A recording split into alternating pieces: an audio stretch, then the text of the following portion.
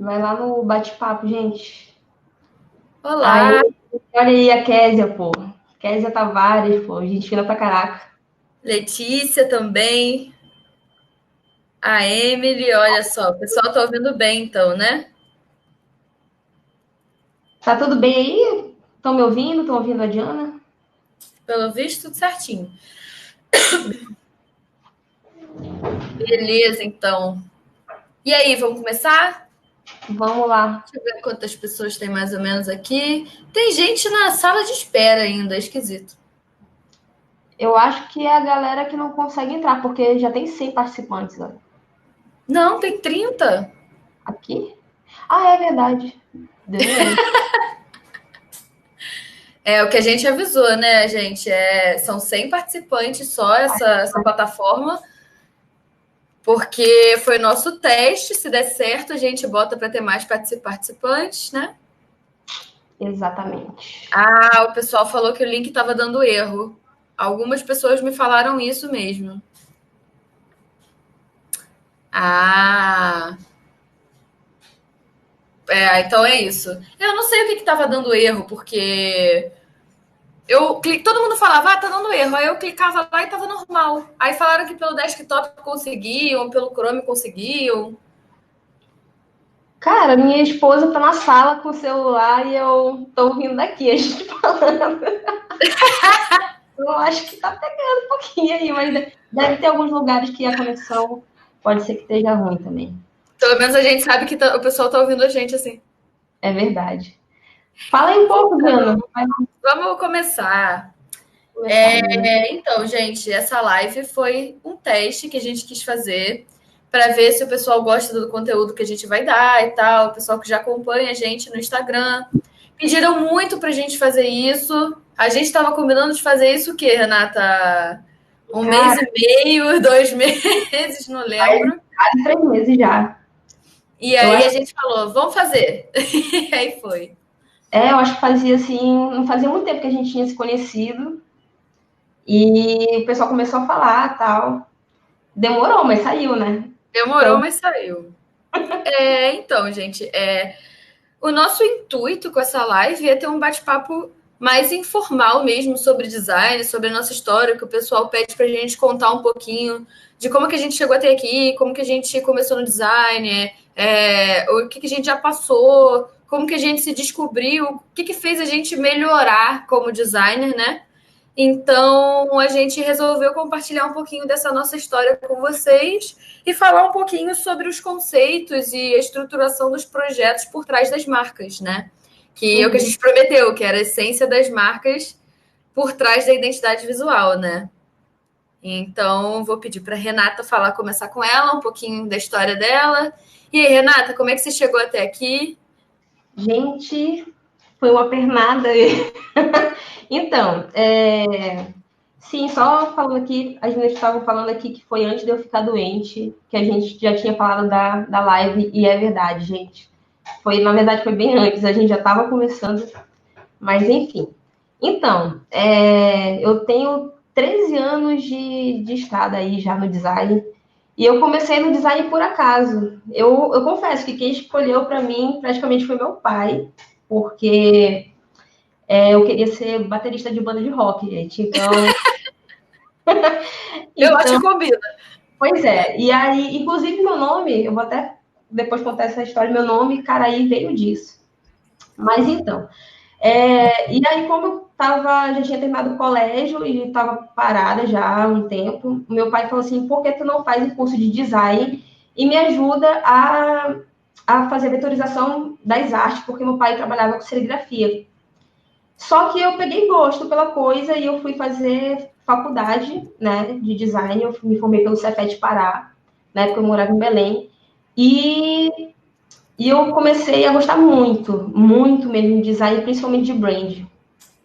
E eu falo que ter estudado no Cefet foi o que mudou a minha vida, porque a minha visão de mundo mudou bastante. E eu tive a oportunidade também na época de fazer um trabalho, a gente fez todo o projeto de sinalização, né, para deficientes visuais, né, dentro do Cefet. Inclusive, a gente chegou a sair em jornal, né? E isso foi muito legal porque eu comecei a perceber como que o design realmente ele tinha um papel fundamental na sociedade, não era só algo bonito de se fazer. E teve toda essa questão da minha construção durante todos esses anos. Depois de um bom tempo trabalhando em Belém, eu acabei indo para o Rio de Janeiro. Fui para o Rio, assim, na loucura mesmo, com R$ 200. Passei um mês comendo coxinha, porque eu não tinha dinheiro. E eu era uma pessoa muito orgulhosa para pedir dinheiro para os meus pais emprestado. Então, coxinha.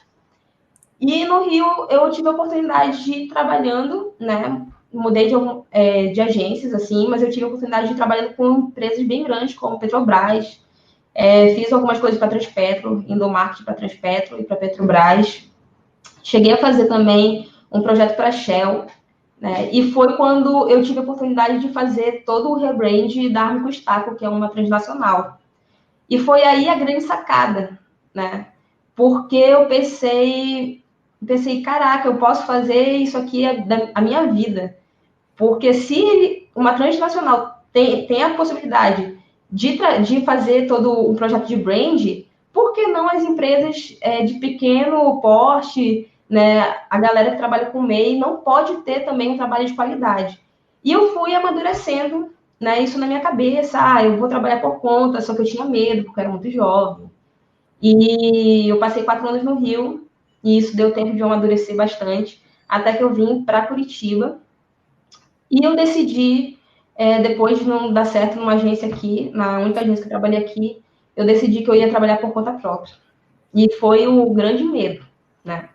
Mas a gente vai aprendendo, a gente vai aprendendo com as quedas, vai levantando e vai melhorando. E eu tô aqui hoje, assim. Eu tô perdendo meu medo também de aparecer em câmera e tal. Basicamente é isso, mas posso só contar a história do Caraí pra galera? Conta que eu tô esperando isso desde cedo que você prometeu. Então, gente, todo mundo acha que o meu sobrenome é Caraí, mas não é o meu apelido. Quando eu era adolescente, eu tava errando muito, né, na banda que eu tocava, e as meninas falam assim, poxa, carai, para de errar, carai, Renata, carai.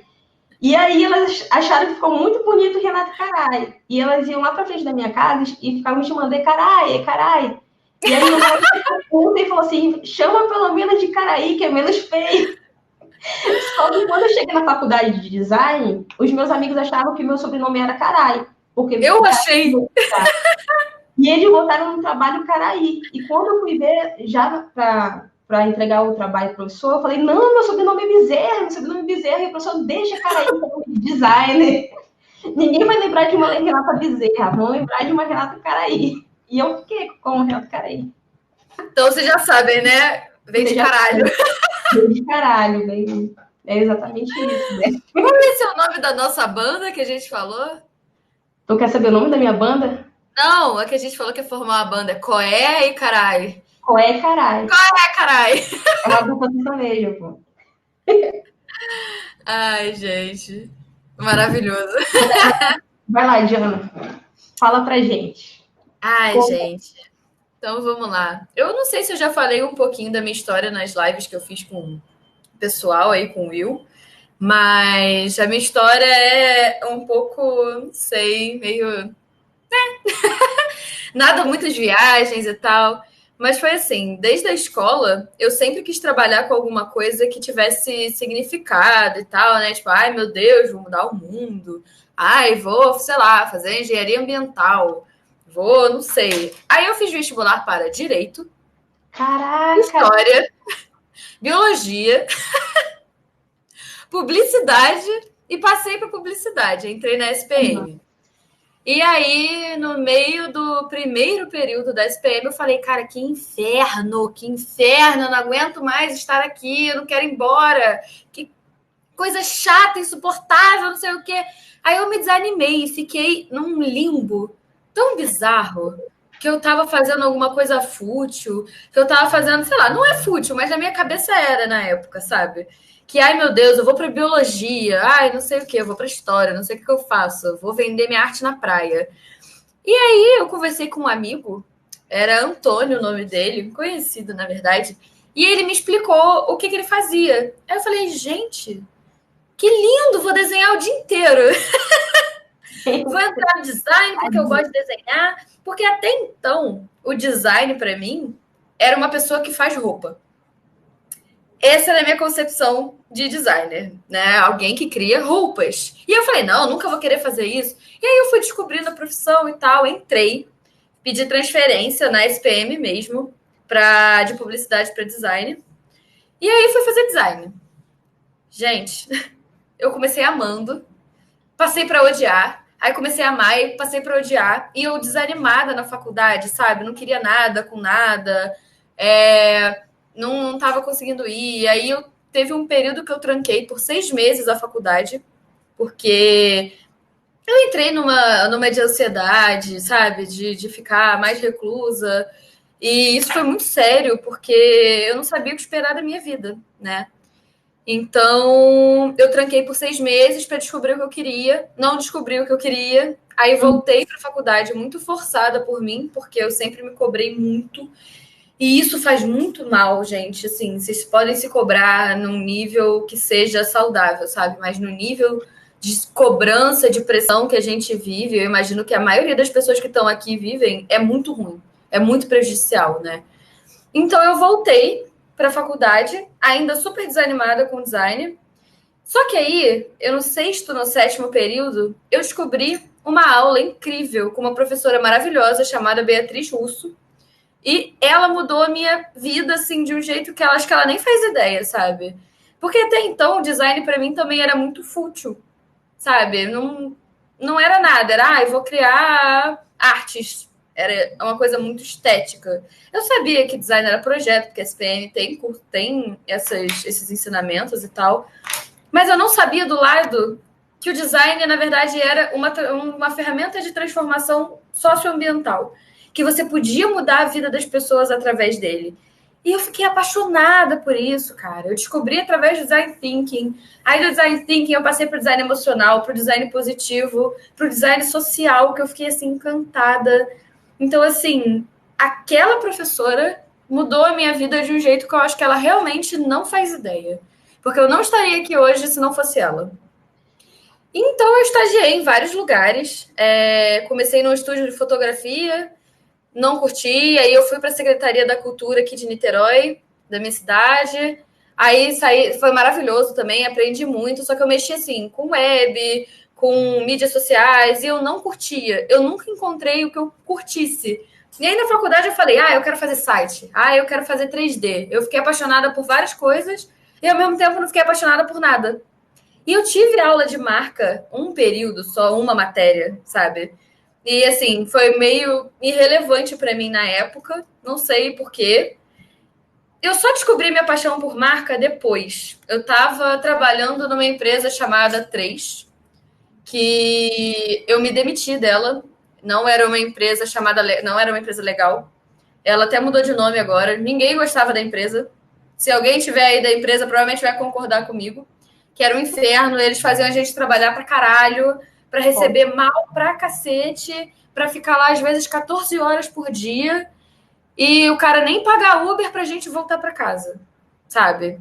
Então, assim, a ponto de eu precisar ir no médico já e eles não deixarem eu sair para ir no médico. Depois dessa, para mim, ali, acho que acabou. Eu me demiti, depois disso o pessoal foi se demitindo atrás também. E eu falei, cara, eu vou me arriscar. Eu vou ser frila. Eu vou meter a cara e vou ser frila. Porque eu tinha acabado de me mudar. Eu morava com a minha avó. Aí, quando eu entrei nessa empresa, isso foi um ponto muito positivo. Eu falei, gente, vou morar sozinha agora. Vou tentar ter minhas coisas, meu apartamento. E fui, paguei o aluguel, aluguei o apartamento, comprei todos os móveis. Quando eu tava, assim, terminando de pagar os móveis, eu me demiti. E aí, gente, eu passei um inferno. No inferno. Eu fiquei 1 ano quase me descacetando, não consegui manter o freela. Eu estava terminando o meu TCC na faculdade. E aí eu falei... Vamos falar lugar de... Oi? tu fazia freela só para um lugar ou tu fazia Não, vários? cara, eu não fazia freela. Eu dava sorte de, às vezes, cair um freela para mim, porque eu não fazia ideia de nada, sabe? Eu não tinha nem a minha marca estruturada direito. Eu, assim, tentava com conhecidos e tal, não tinha site, não tinha Instagram.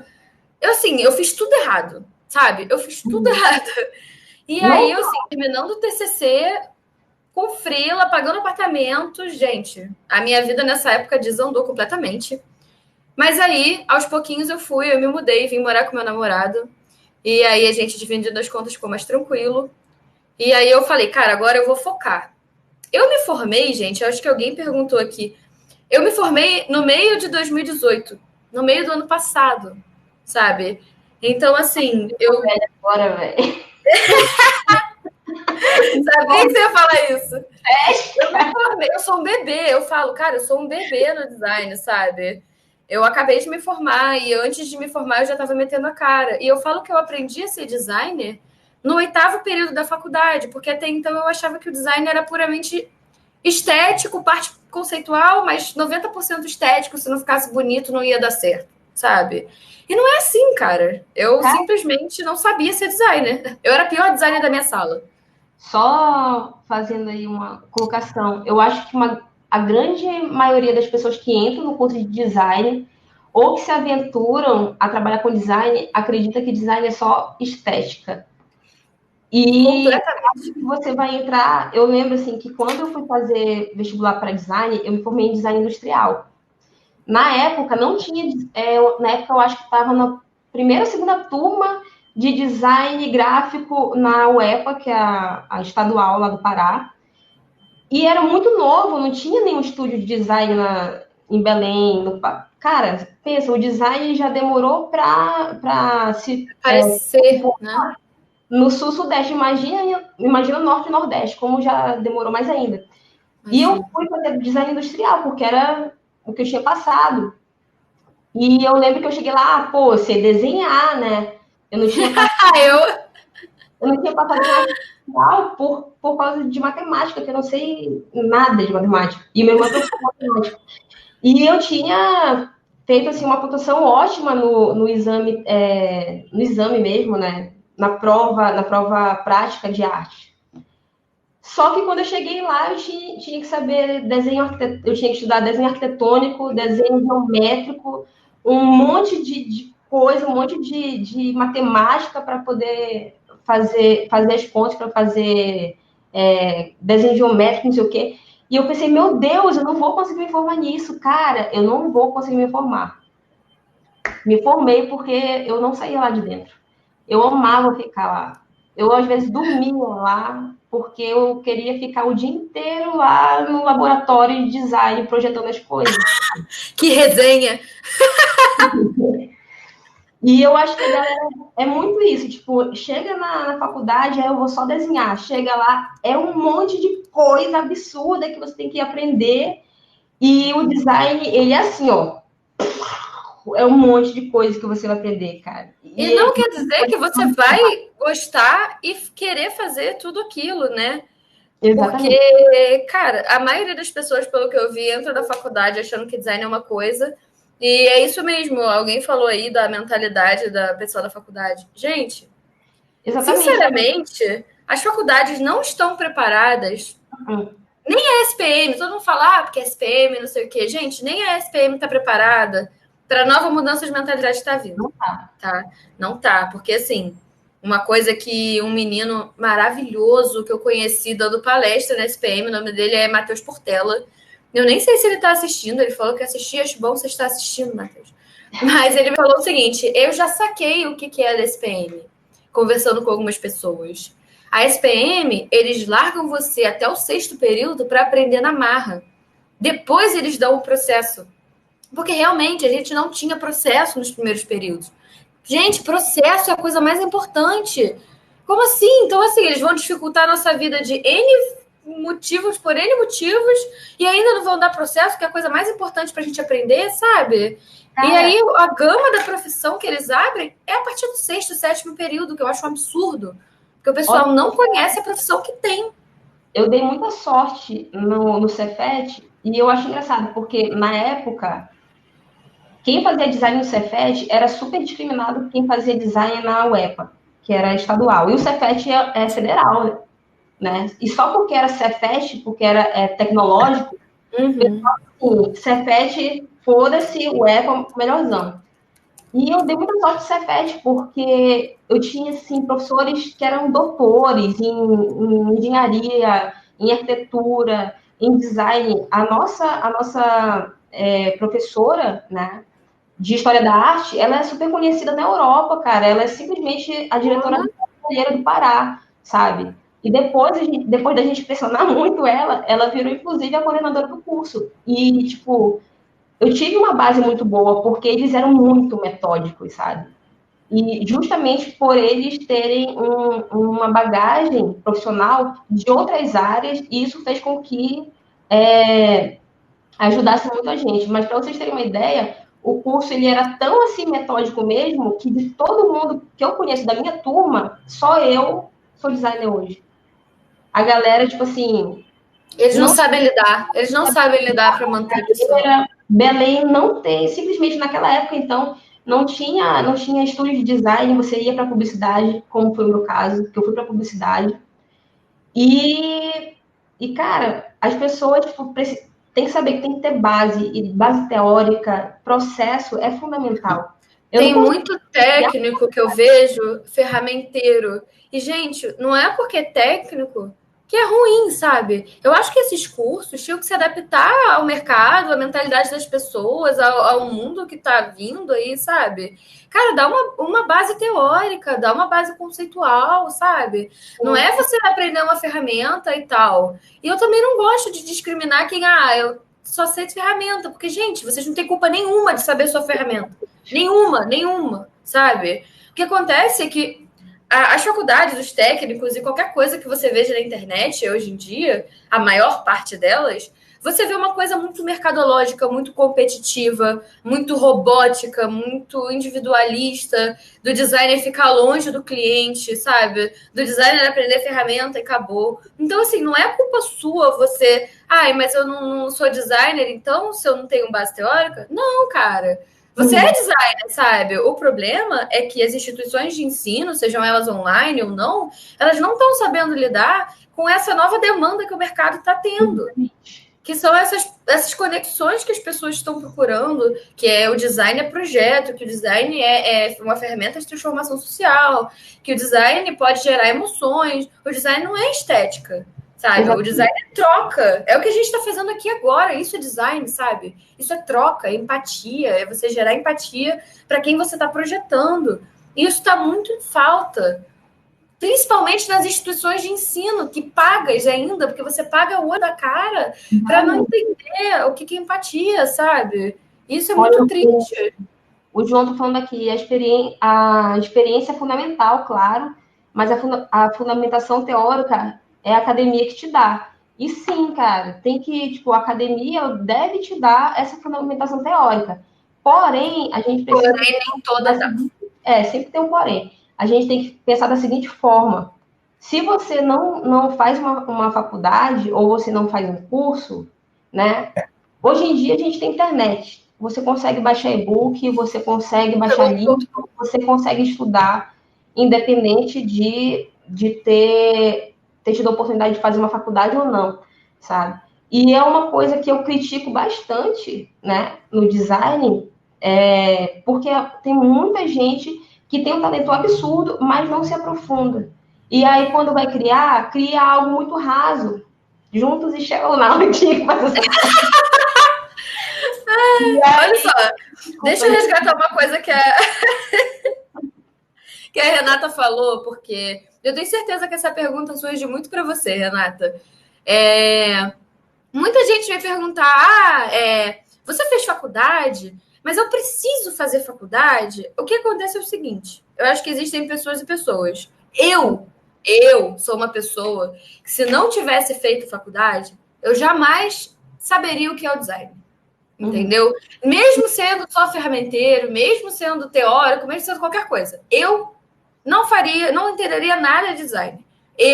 tá? Mas aí você pega vários exemplos como Kimura, que é o melhor exemplo que eu gosto de dar, é o Kimura, meu muso. Cara, ele não fez faculdade, ele meteu a cara, mas, cara, ele tava nessa linha, entendeu? Ele sabia o que ele queria, ele conheceu o design. Eu não sei se eu conheceria o design se eu não estivesse na faculdade. Provavelmente não. Eu ia estar fotografando bichinhos. Eu adoro biologia. Então, assim, sabe?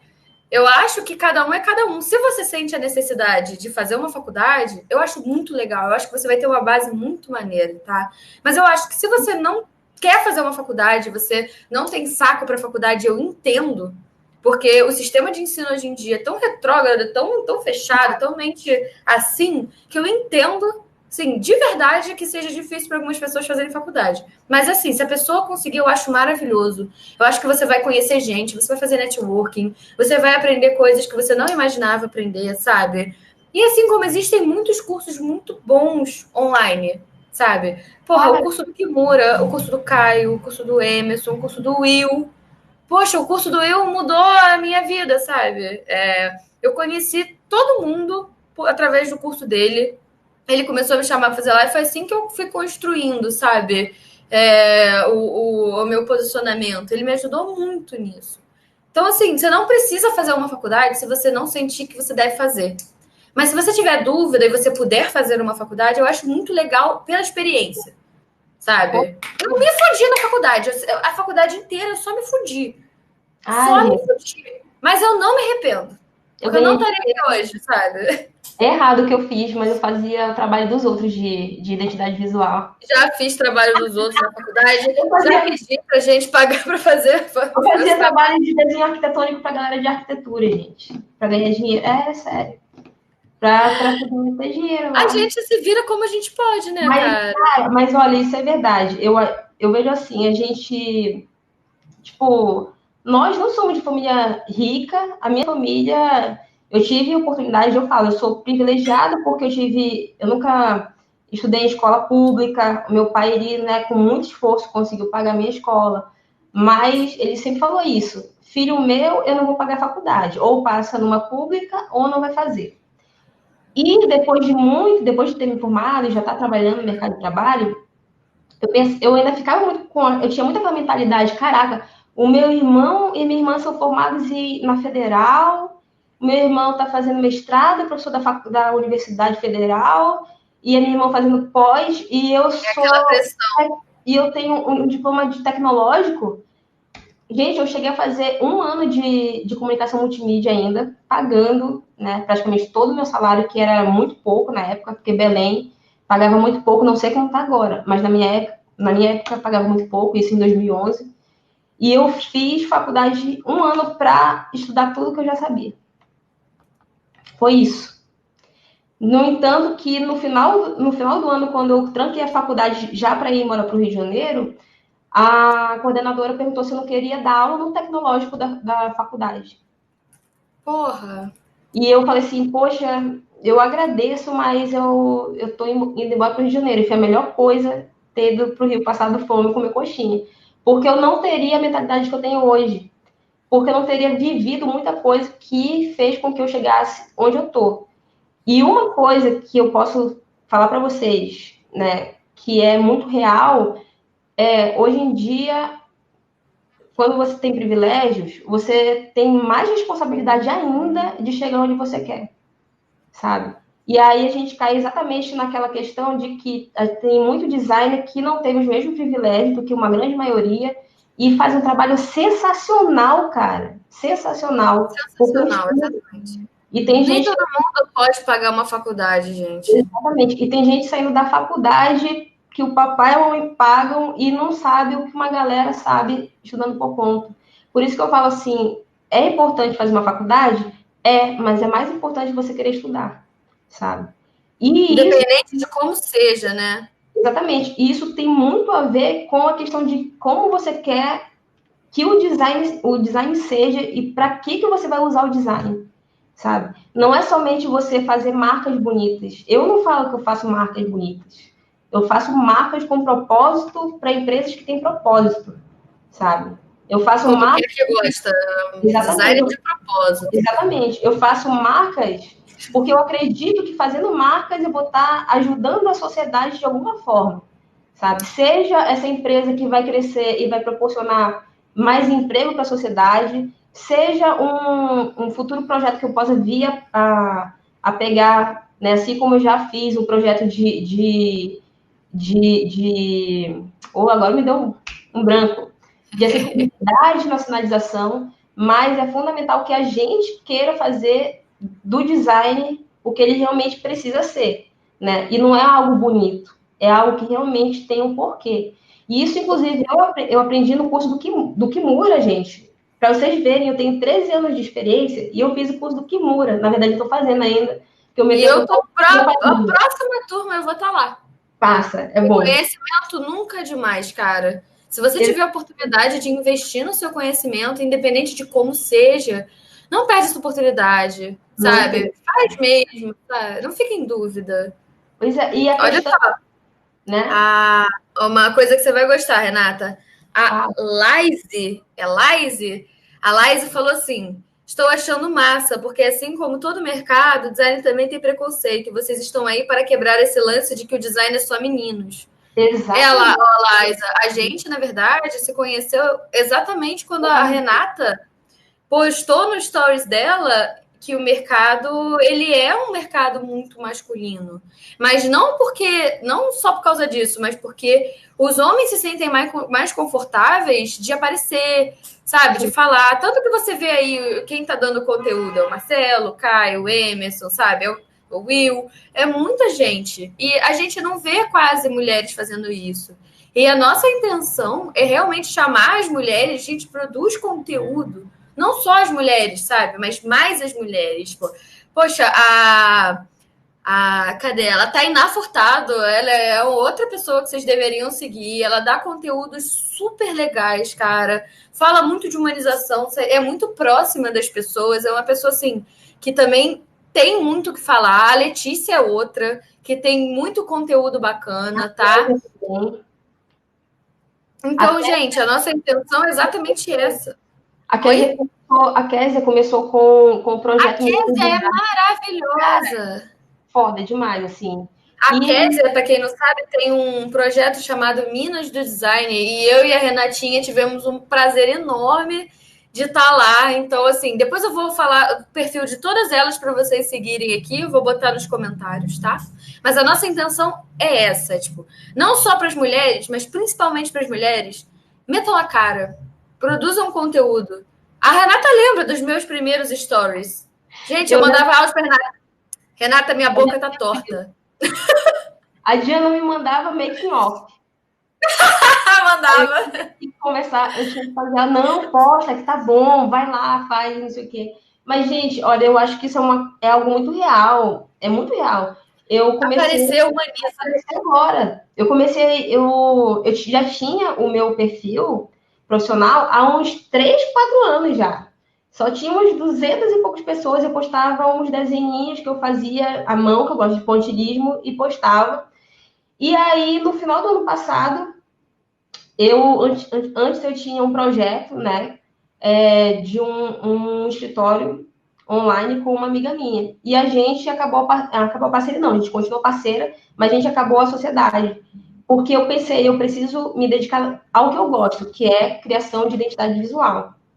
E aí eu pensei, eu vou reativar o meu Instagram profissional e seja o que Deus quiser. E a Diana me viu, né, numa dessas primeiras postagens em stories, e ela veio... Nossa, foi uma das primeiras. E eu tinha muito medo. Eu falo pra Diana, eu ainda gravo assim umas 3, 4 vezes antes de postar pra vocês, porque... Eu aprendi com o Kerk. Faz a primeira, nem olha, posta. Não, é porque eu gaguejo, gente. Eu tenho um pensamento muito rápido, eu começo a gaguejar. A minha boca fica torta quando eu tô gravando stories, porque eu vou ficar nervosa, eu vou ficar assim. Aí parece que eu tô tendo derrame. Aí eu fico assim. Porque eu não consigo gravar vídeo. Depois olhando, eu fico, puta merda. Por quê? Porque é importante fazer conteúdo. E eu confesso que eu me surpreendi com a quantidade de pessoas que vieram falar pra mim, que você é uma inspiração. Gente, eu nunca imaginei ser inspiração pra ninguém. Eu tenho as minhas inspirações. Exatamente. Sabe? A gente nunca imaginou isso. Não, a gente não imagina. E como a gente consegue ajudar as pessoas sem estar percebendo. E foi aí que eu pensei, quer saber, eu vou parar de ter medo e eu vou aos poucos postando um conteúdo, se não dá para fazer um post, eu vou fazer um story, vou comentar alguma coisa e tal. E eu vou tentar ajudar de alguma forma, sabe? Eu vou Isso, mostrar para vocês aqui. se a gente começa a se ajudar, a gente vai ajudar cada vez mais pessoas, todo mundo vai se ajudando. E é algo que eu também sempre criticava no mercado do design, é que designer é muito egocêntrico e designer é assim, cara. Parece que só existe você, só existe seu trabalho, todo mundo tem que ser concorrência. É E não muito é assim, né? competitivo. Então, eu Exato. vou falar uma coisa importante que o nosso intuito com essa live é criar não, né? Contribuir para um mercado mais colaborativo entre a gente. Porque olha só, eu vou até tirar isso aqui que eu ia mostrar para vocês e vou falar isso que é mais importante. O que acontece? Muita gente vem falar comigo se sentindo mal de que está cobrando R$ 200 por um logotipo. Uhum. Gente, não se sinta mal por fazer uma coisa que você precisa, tá? O problema não é você cobrar barato. Cobrar barato não prostitui o mercado. Não prostitui o mercado. Repitam comigo. Cobrar barato não prostitui o mercado. O que prostitui o mercado é você postar um trabalho seu num grupo de design e vir 30 pessoas sem nada bom para contribuir e começar a te xingar falando que seu trabalho tá uma merda. Isso prostitui o mercado, tá bom? Então, assim, você cobrar barato não tem problema. Você vai aprender. Você vai poder construindo aos pouquinhos o seu nome, sabe? Como designer. Nenhum designer começa cobrando 2.000, 3.000, 4.000 por uma identidade visual. Nenhum designer, nenhum. Gente, quando eu comecei, o primeiro logotipo que eu criei, porque eu não criava identidade visual, eu criava logotipo, eu criei, sei lá, por R$ 200 também, sabe? R$ 300. Muito então, assim... quanto que eu cobrei. Mas muita gente, mas eu cobro 50. Gente, olha só. O design é uma escadinha, tá? Você vai aos pouquinhos entendendo como que você pode dar valor ao seu trabalho. E aí entra na questão que a gente estava falando, que é criar marcas com essência, marcas com impacto positivo, marcas com propósito, sabe? Poxa, eu vou usar alguma metodologia para poder agregar valor? O que eu vou estudar? Então, assim, o que conta para você cobrar alguma coisa, tá? Porque muita gente fala sobre isso. Você conta experiência, quantos trabalhos você já fez, o que você já estudou, o que você investiu, o seu diferencial. E isso, gente, vocês vão construindo aos pouquinhos. Então, assim, não tem problema você cobrar R$ 50 para fazer um logotipo, desde que você faça desse logotipo o melhor logotipo que você pode fazer agora, tá? O melhor logotipo como se ele valesse R$ 2.000, tá? E experimenta e erra, porque o erro faz parte do processo. E não se martirize. E sabe que eu acho que a galera hoje em dia se preocupa tanto com isso e se preocupa mais em mostrar para as pessoas que ela está ganhando dinheiro do que ela está realmente fazendo um bom trabalho ou que ela está preocupada em fazer um trabalho bem feito e que tenha um propósito, né? E o que é que está super certo nesse sentido. E por que eu estou falando isso? Porque a forma como a gente lida com a nossa própria imagem, com o nosso próprio trabalho, ele dita como que a gente trabalha o design dentro dessa humanização como um todo. Então, é super importante que a gente debata essa questão de como a gente se enxerga para a gente poder saber como fundamentar uma marca para as outras pessoas, porque é impossível você trabalhar uma boa marca para uma pessoa, para uma corporação, para uma empresa que seja, se você não compreende o porquê que você precisa fundamentar essa marca, qual estratégia você vai utilizar e por que é tão necessário que essa marca seja utilizada. Por quê? Exatamente. Gente, porque é a coisa mais importante. O designer tem uma função mais importante, além de ter empatia, porque a empatia é a ferramenta essencial do designer poder projetar alguma coisa que solucione algum problema de alguém. O design é isso. Que sejam questionadores. Por quê? Por quê? Por quê? É sempre por quê. Sempre perguntem por quê. Não aceitem as coisas como elas são de cara. Questionem, porque isso, gente, muda muita coisa. Tanto para você quanto para outra pessoa. Vou dar um exemplo, tá? Que é assim. você vai fazer um briefing. Não sei como vocês fazem o briefing. Mas, sei lá, algumas pessoas me contando, o que perguntar num briefing? Aí a pessoa, mas a pessoa não fala nada. Ela fala assim, qual o seu propósito? Aí a pessoa fala, ganhar dinheiro. Quando a pessoa falar que o propósito dela é ganhar dinheiro, você pergunta, por quê? Uhum. Aí a pessoa fala, eu quero dinheiro para poder fazer as coisas que eu gosto. Por quê? O que você gosta? Eu gosto de viajar. Por que você gosta de viajar? Porque eu gosto de, sei lá, ter liberdade para viajar. Então, você não quer dinheiro, você quer liberdade. Uhum. Então, você fazer questionador, você chegar ao cerne dessas perguntas, dessas questões, é a essência do projeto, sabe? Isso para tudo, independente do que seja. Você vai ter profundidade para não só criar um projeto muito foda, mas para gerar uma conexão tão grande com as pessoas que você está projetando, que isso vai fazer, além da pessoa confiar em você, te indicar. E além de te indicar, você vai conseguir solucionar um problema dela, sabe?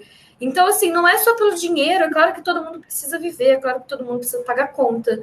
Mas, assim, você ter um projeto aprovado de primeira, com elogio, com a pessoa te agradecendo, às vezes com a pessoa se emocionando, não tem preço, tá?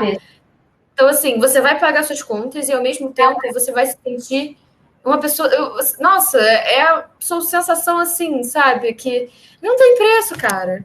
A Letícia falou a Letícia não, a Laís falou algo fundamental, uma palavra muito poderosa, que ela falou, o segredo é criar e construir um relacionamento. Exatamente. Só que você se relaciona com quem? Né? A gente não tem... A gente pode até ter um relacionamento com o quê, mas o que não é tão forte como o quem. Porque a gente... Isso pode até parecer clichê hoje em dia a gente falar, mas é verdade. A gente se relaciona com pessoas. É por isso independente do que seja. Exatamente. Por isso que as marcas têm tanta necessidade de humanizar, de alguma forma, elas mesmas. Querem ver um exemplo? A Apple. A gente não lembra da Apple somente pela maçã. A gente lembra de Steve Jobs.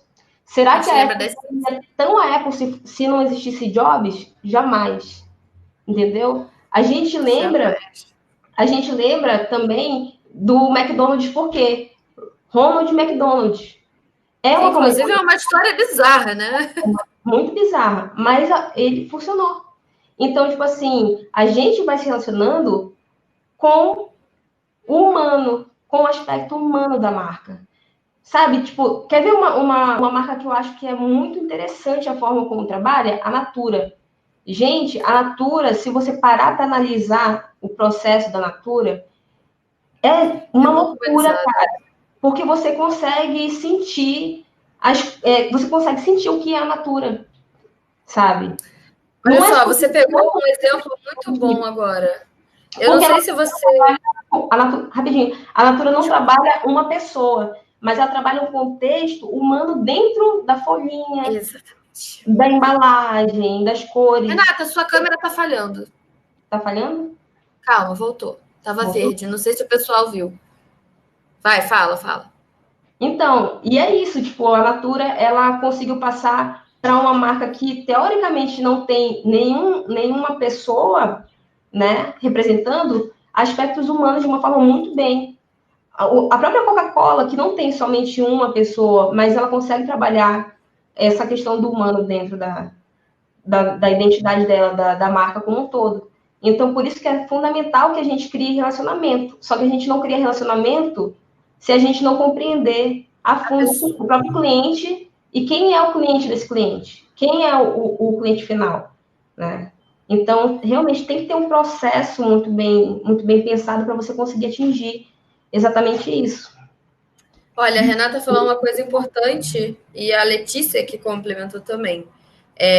Gente, se a gente partir do princípio que marcas são pessoas, marcas são humanas, o seu posicionamento, a sua atitude tem que estar alinhada com o que você está falando. Vou dar um exemplo agora que provavelmente você acompanhou, Renata, que foi o exemplo da loja 3, é uma loja de roupa. O pessoal, não sei se vocês acompanharam, gente, qualquer coisa eu boto o link para vocês aqui. O que acontecia? A loja 3 é uma loja de roupa que sempre se falou muito humanizada, sempre se falou muito humana, que com relacionamento com as pessoas, com os funcionários, a gente trata muito bem. E aí a gente descobriu, ai, gente,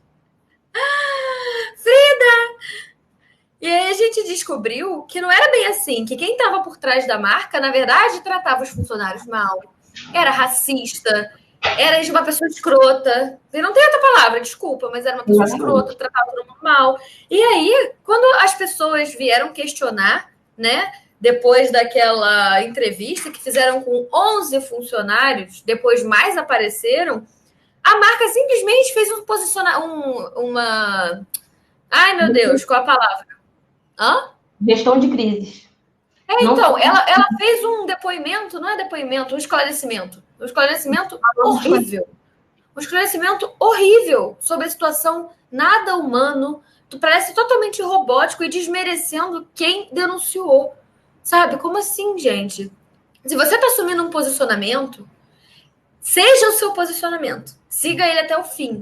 Porque isso, se isso pegar um dia, isso vai te prejudicar muita coisa. Então, assim, não adianta você conversar com o seu cliente, poxa, vamos fazer sua marca assim, que nem o meu exemplo, por exemplo. Eu, com os meus clientes, eu tento colocar as marcas deles nos moldes do design positivo, que é você fazer a pessoa sentir um bem-estar subjetivo, um bem-estar tão, tão bom que a pessoa queira ser legal, ser boa, ajudar e prosperar outras pessoas também. Então, não adianta eu fazer isso, por exemplo, com o meu cliente, sua marca é nos modos de design positivo, a pessoa vai sentir prazer, a pessoa vai se sentir virtuosa, a pessoa vai sentir que está chegando em algum lugar. Se o meu cliente for uma pessoa escrota, se o meu cliente não agir de acordo com o posicionamento dele.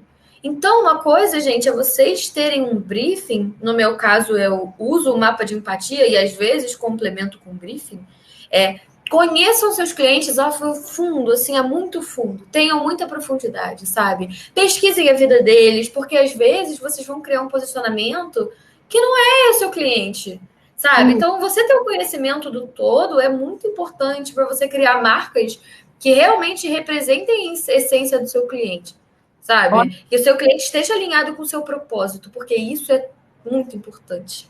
Com certeza. Cara, eu tenho uma cliente de São Paulo, a Adriana Oliveira, que eu já até postei a identidade que eu criei para ela. E a Adriana, ela me procurou em janeiro.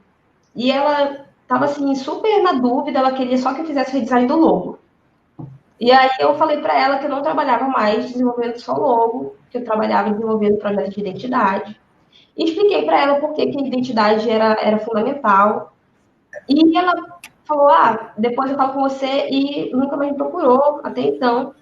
Quando foi em março, ela me procurou e falou, Renata, agora eu estou pronta, bora fazer o projeto. E eu já tinha passado, assim, eu já tinha modificado meu briefing. Eu falo, eu vou incluindo coisas do meu cotidiano no briefing, que eu acho, do briefing de um, eu acho que eu tenho que passar para o outro, e eu vou modificando o briefing. Assim como o meu processo, eu não tenho um processo fixo, eu tenho uma metodologia que eu gosto de seguir, mas eu incluo coisas e retiro coisas do processo. É experimentação. Exatamente. E aí, que essa cliente, ela trabalha com direito criminal em São Paulo, só que ela tem uma abordagem mais holística, posso dizer assim. Por que holística? Não é bem holística, mas ela se preocupa tanto com a pessoa que ela está defendendo, a ponto dela ter uma psicóloga que vai auxiliar, não só a pessoa, como a família. E eu descobri isso, não foi através do briefing, foi através de uma conversa. A gente passa, hoje em dia ela já virou minha amiga. Ela me liga, a gente passa uma hora no telefone. Uma hora conversando. E teve uma coisa na nossa última conversa, semana passada, que eu fiquei assim, eu fiquei muito feliz, assim, cara. Eu acho que eu nunca tinha me sentido desse jeito. Ela falou, Renata, as nossas conversas, tudo que você me fala, por você ser mulher também, por você saber como é o mercado, né, o mercado machista que a gente vive, por mais que seja mercado diferente, você me ajudou a remodelar a minha empresa de uma forma que eu não imaginava, né? Então, quer dizer que o meu trabalho, né, eu realmente consegui fazer com que ela despertasse. Hoje em dia, ela consegue compreender o design de uma forma que eu não imaginava que ela fosse compreender, né? Então, quer dizer, olha só o nível de empatia que eu criei com ela, né? De poder, ela chega para mim e fala assim, Renata, me dá uma dica disso, porque eu não sei como é que o que eu posso melhorar para quando eu for no fórum. E eu estou dando dica para uma advogada de como que ela tem que se portar no fórum, gente. Tá vendo? Você vê como é que as coisas são, sim. Isso é muito louco. E eu precisei realmente assim, imergir no mundo dela para poder compreender isso. Quem é a Adriana? Quem é a Adriana pessoa e quem é a Adriana advogada? E ela queria que fosse a mesma pessoa. Então, tem que ter um relacionamento, tem que ter empatia. Porque se não tiver, não adianta, você vai criar um pão. Eu vou pegar o teu gancho. Isso que a Renata falou, gente, a principal. Se eu pudesse escolher uma característica do designer como principal, era exatamente essa, a empatia. Porque olha só, como que você vai conseguir solucionar um problema sem entender a dor do outro?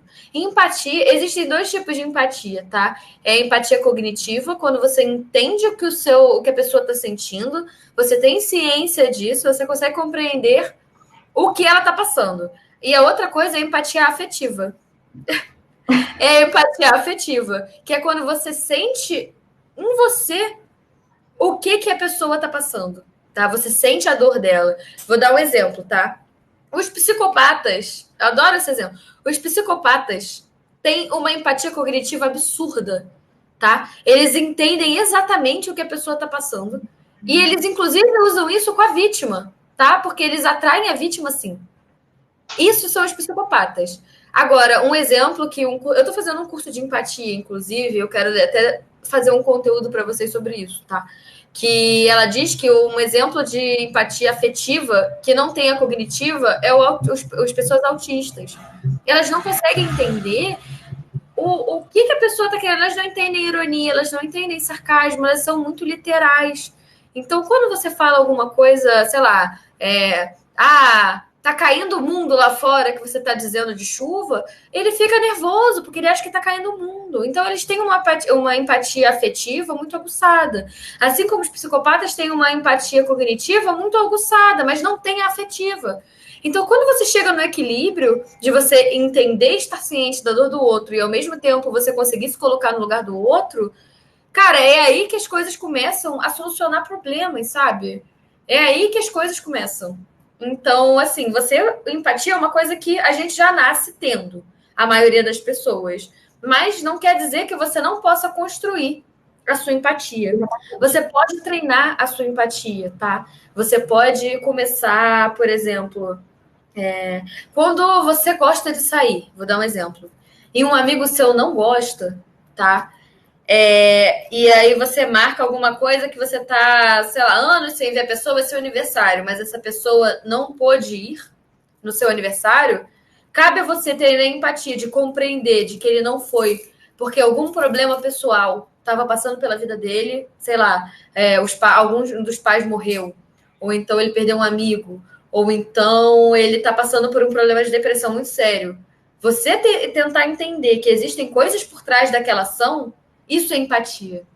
Agora, quando você fica chateado com isso, é o contrário. Então, você pode começar a ter empatia nessas pequenas coisinhas. Isso chama a autoobservação da empatia, tá? Vou dar outro exemplo comigo agora. Existe uma inferna de bar aqui na esquina que bota música alta todos os dias. E aí, o que eu pensei? Eu falei, cara, eu xingo, eu desejo que eles explodam. Então, o que eu vou fazer? Eu vou tentar um dia ir no bar, gerar essa empatia. Tentar humanizar as pessoas que estão por trás do bar. Isso, gente, é vocês tentarem treinar a empatia de vocês. Exatamente. Cara, como eu estava falando antes, né? O meu processo... Renata, rapidinho. Vai falando aí que eu já volto em 5 segundos. Tá bem. Tá? Mas vai engatando aí. Tá bem. Então, vamos para o stand-up comedy. Brincadeira, gente. Vou falar uma coisa aqui. Com relação ao processo.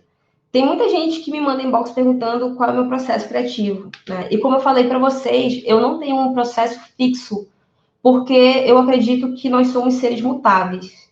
né? E é fundamental que a gente tenha isso em mente. Inclusive, agora eu estou lendo um livro que se chama sobre mindset, e essa questão de você se deixar, né, de uma forma, como eu posso me explicar? De você ter uma noção de que você é uma pessoa em constante crescimento, né, em termos de conhecimento, você não é uma pessoa burra, ou uma pessoa mediana, ou uma pessoa super inteligente. Você é uma pessoa em construção. E eu acredito muito nisso, que a gente está em construção, a gente sempre está em construção. Por isso que eu não gosto de falar, eu tenho uma metodologia. Quando eu fiz o curso do Kimura, eu percebi que a gente tem uma metodologia muito parecida em termos de fases, né? A gente inicia com briefing, a gente tem um momento de pesquisa, de aprofundamento, e assim por diante. Mas o que é fundamental, independente das fases que tenha dentro do processo, é fundamental que você tenha o conhecimento, né? Que você conheça o teu cliente. Então, a fase de briefing é fundamental. Mas por que eu estou falando disso? Porque há pouco tempo atrás, eu comecei a trabalhar uma fase antes do briefing que está me ajudando e muito. E isso ajuda muito na prospecção, que é a fase de conhecer o cliente antes de mandar um orçamento. E por que isso é tão importante? Não é só para você poder prospectar o cliente, porque até então eu mandava tudo por e-mail. O cliente me mandava a solicitação de orçamento pelo meu site, eu mandava o orçamento e pronto, acabou. Alguns clientes voltavam, outros não. Mas eu comecei a perceber que de 2 meses para cá que eu comecei a fazer isso, eu comecei a mandar mensagem pelo WhatsApp. Eu odeio falar no telefone. Eu não gosto de falar no telefone. Mas eu adoro mandar mensagem no WhatsApp. A Diana sabe disso, porque eu mando um monte de mensagem para a Diana escrever. E aí, o que foi que eu comecei a fazer? O cliente me mandava solicitação de orçamento e eu peço o telefone, eu mandava mensagem.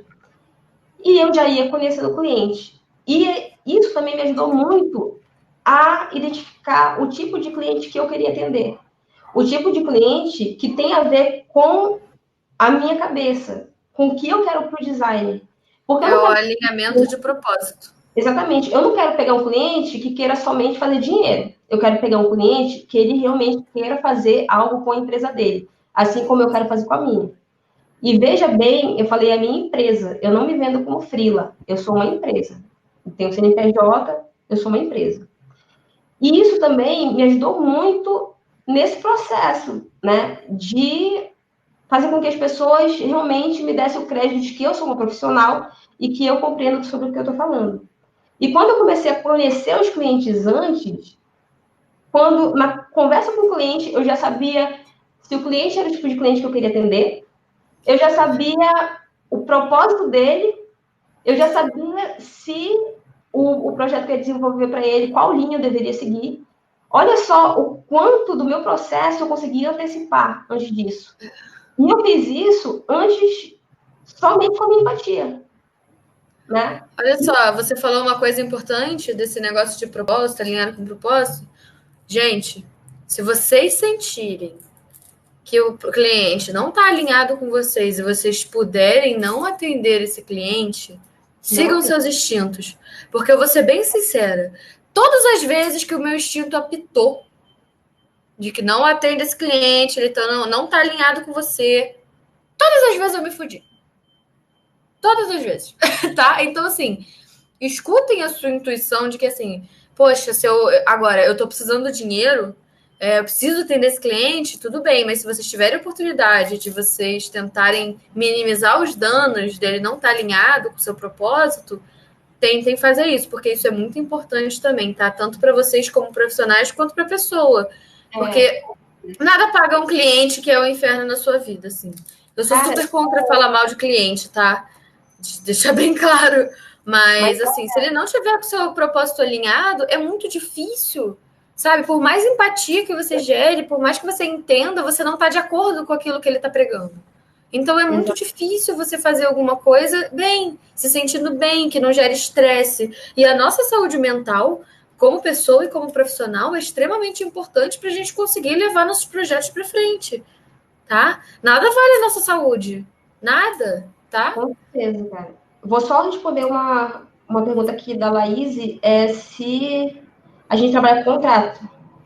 A gente trabalha com contrato. É importante, sim. Por favor, sim. sem contrato. Ô, Laís, se você quer dica de contrato, essas coisas assim, dessa parte legislativa, tô mandando aqui para você seguir uma pessoa, é o Moisés. Gente, que menino maravilhoso, cara. Ele é maravilhoso. Ele é principalmente focado nesse pessoal criativo. Então, assim, ele dá dicas muito boas de fazer contrato, de coisas essenciais. Ele tem live também com o Kimura. Vale muito a pena seguir ele, tá? Ele é muito bom. Porque ele dá dicas que vão ser essenciais para você não ter problema depois. Com certeza. E, cara, olha, falando em cliente, eu também não gosto de falar mal de cliente, mas eu já cheguei a adoecer com cliente. Também. Ano retrasado, eu não tinha. Eu estava sem plano de saúde, né? E na época fazia pouco tempo, relativamente, que eu estava trabalhando por conta. E eu não tenho vergonha de falar isso. Eu conseguia cliente 99 freelas, porque eu não sabia prospectar. E eu falo que um ano ganhei 20k no 99 freelas, gente. Eu nunca consegui nada no 99 freela no meu início, juro. Mas eu cobrava pouco, porque eu não sabia prospectar. Entendeu? E eu teve uma cliente por lá, que foi uma das primeiras clientes que eu comecei a cobrar um pouco mais numa base que eu achava satisfatória na época. Hoje em dia, não. Hoje em dia, jamais cobraria aquilo. Mas a cliente, ela me deixou com depressão e eu passei um mês com dor de cabeça e achando que eu ia ter um AVC. E eu nem sabia, eu nem tinha problema. Se eu tinha, eu acho que não tinha na época problema de pressão como eu tenho hoje. E, cara, eu gastei, assim, praticamente o projeto dela com remédio, com exame, com neurologia. Sacanagem, né? Porque eu achava que eu ia ter um AVC, porque a cliente me mandava mensagens 3 horas da manhã e 6 horas me ligava com raiva porque eu não tinha respondido, sabe? Depois disso, isso fez eu aprender que não vale a pena o dinheiro. Depois de muito tempo, ano passado já, eu recebi uma proposta de um projeto de 10k para desenvolver uma embalagem para uma empresa. Eles iam pagar 10k. Só que, pela conversa, antes de fechar, o cliente já foi dando indícios de que era meio difícil. Eu agradeci e falei, olha, infelizmente eu percebi que não dá para eu pegar o projeto. Foi a melhor coisa que eu fiz. E eu lembro que na época eu virei para minha esposa e falei assim, cara, a gente vai perder 10k e a gente está fundido de dinheiro. O que a gente vai fazer? Porque a gente tinha acabado de se mudar, a gente teve que mobiliar o apartamento inteiro. E eu pensei assim, cara, eu perdi 10k, mas eu não perdi 10k, gente. Você não perdeu a saúde. E isso também fez com que eu aprendesse. Então, tipo assim, trabalhe sempre com contrato, primeira coisa.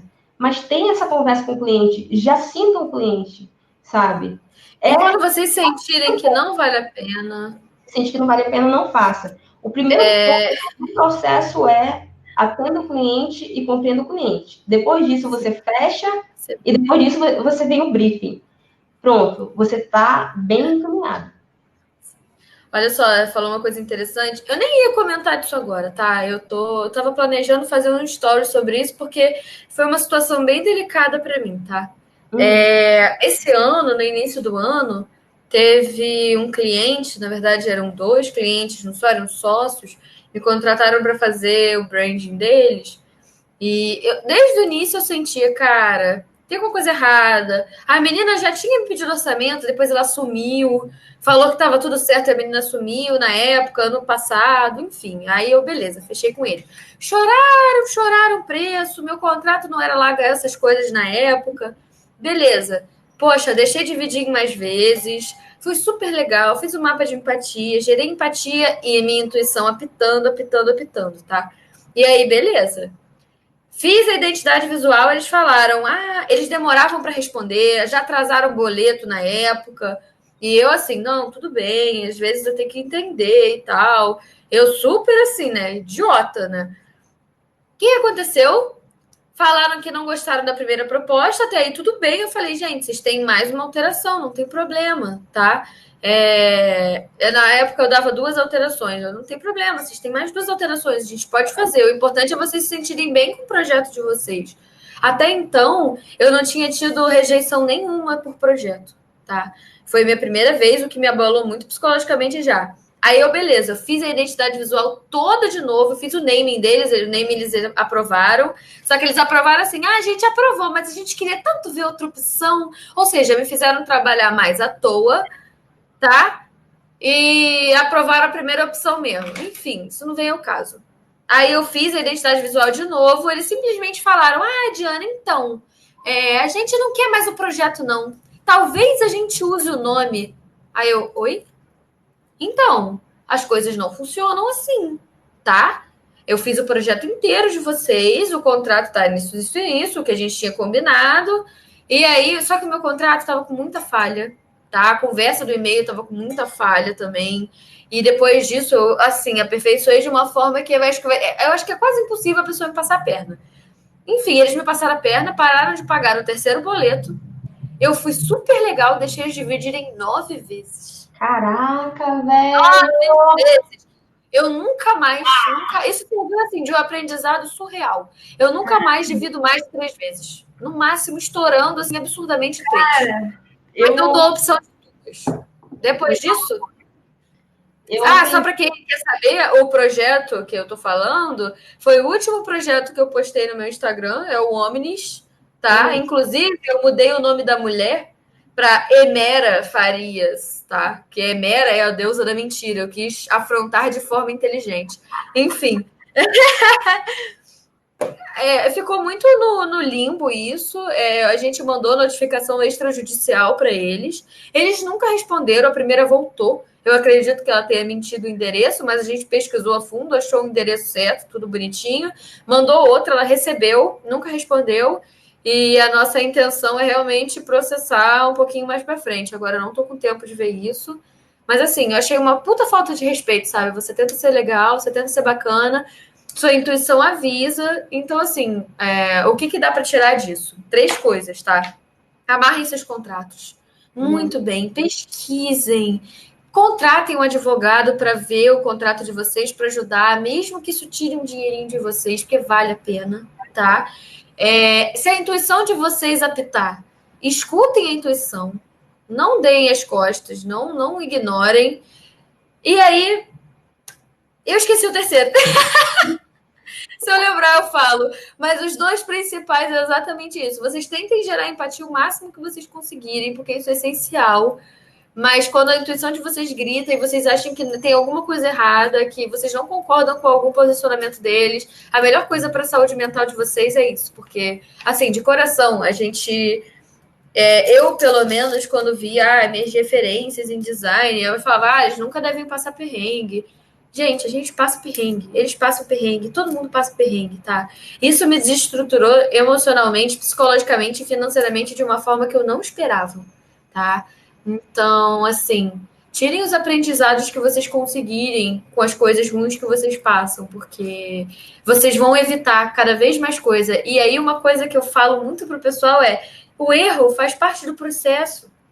Às vezes a gente vai se ferrar, mas isso vai dar alguma coisa pra gente, algum aprendizado, alguma coisa que a gente tem que melhorar, seja na nossa abordagem, seja no nosso posicionamento. Eu sempre começo a partir do princípio de que a culpa é minha. Porque assim eu fico tranquila, tipo, não, tudo bem, a culpa é minha, tá? Vamos ver o que a gente pode fazer. Nesse caso, não teve conversa, tá? Eles não quiseram conversa, não deu, tá? Mas eu sempre parto do princípio que a culpa é minha. Isso ajuda muito, mas sem perder a saúde mental. Uma coisa que eu aprendi com o Kimura, inclusive, no curso dele, eu acho que foi no curso ou foi em alguma live dele. E antes já faz um tempo que eu trabalho com boleto, né? Há um tempo já eu prospecto através do Google Ads e Instagram Ads. Basicamente isso, e indicação, porque, querendo ou não, os clientes que eu tive no 99 Frilas voltaram, ou me trouxeram outros clientes, e isso foi muito bom. E aí, o que acontece hoje em dia? Antigamente, o que eu fazia? Eu trabalhava com boleto e tal, e ou então parcelamento normal, a pessoa fazer o parcelamento. E aí, o Kimura, como eu disse, eu não lembro se foi uma live ou se foi no curso dele, ele falou, não, o que eu faço? É à vista ou eu parcelo em poucas vezes. Então, hoje em dia, eu trabalho à vista, eu te dou 5% de desconto. Esse 5% aí já tem eu já calculo antes, esse 5%, né? E são 5% que, para mim, não vai ser uma perda, porque eu vou estar dando a oportunidade para o cliente, mas ele vai pagar à vista. Ou, se ele quiser, ele paga no cartão. E por que eu prefiro o cartão? Eu pago até, no máximo, 2 vezes sem juros no cartão, né? Porque tem mais ou menos uma porcentagem pequena, ou até 10 vezes nos juros. Porque ele vai pagar para o cartão, e se ele dever, ele vai dever para o cartão e não vai dever para mim. Entendeu? Então, eu prefiro fazer dessa Isso vale a pena. E o que eu estou percebendo, cara, eu fiz exatamente isso. Eu cobrava muito barato, né? Um tempo atrás, eu fui aumentando. E esse ano, perdi o medo de cobrar.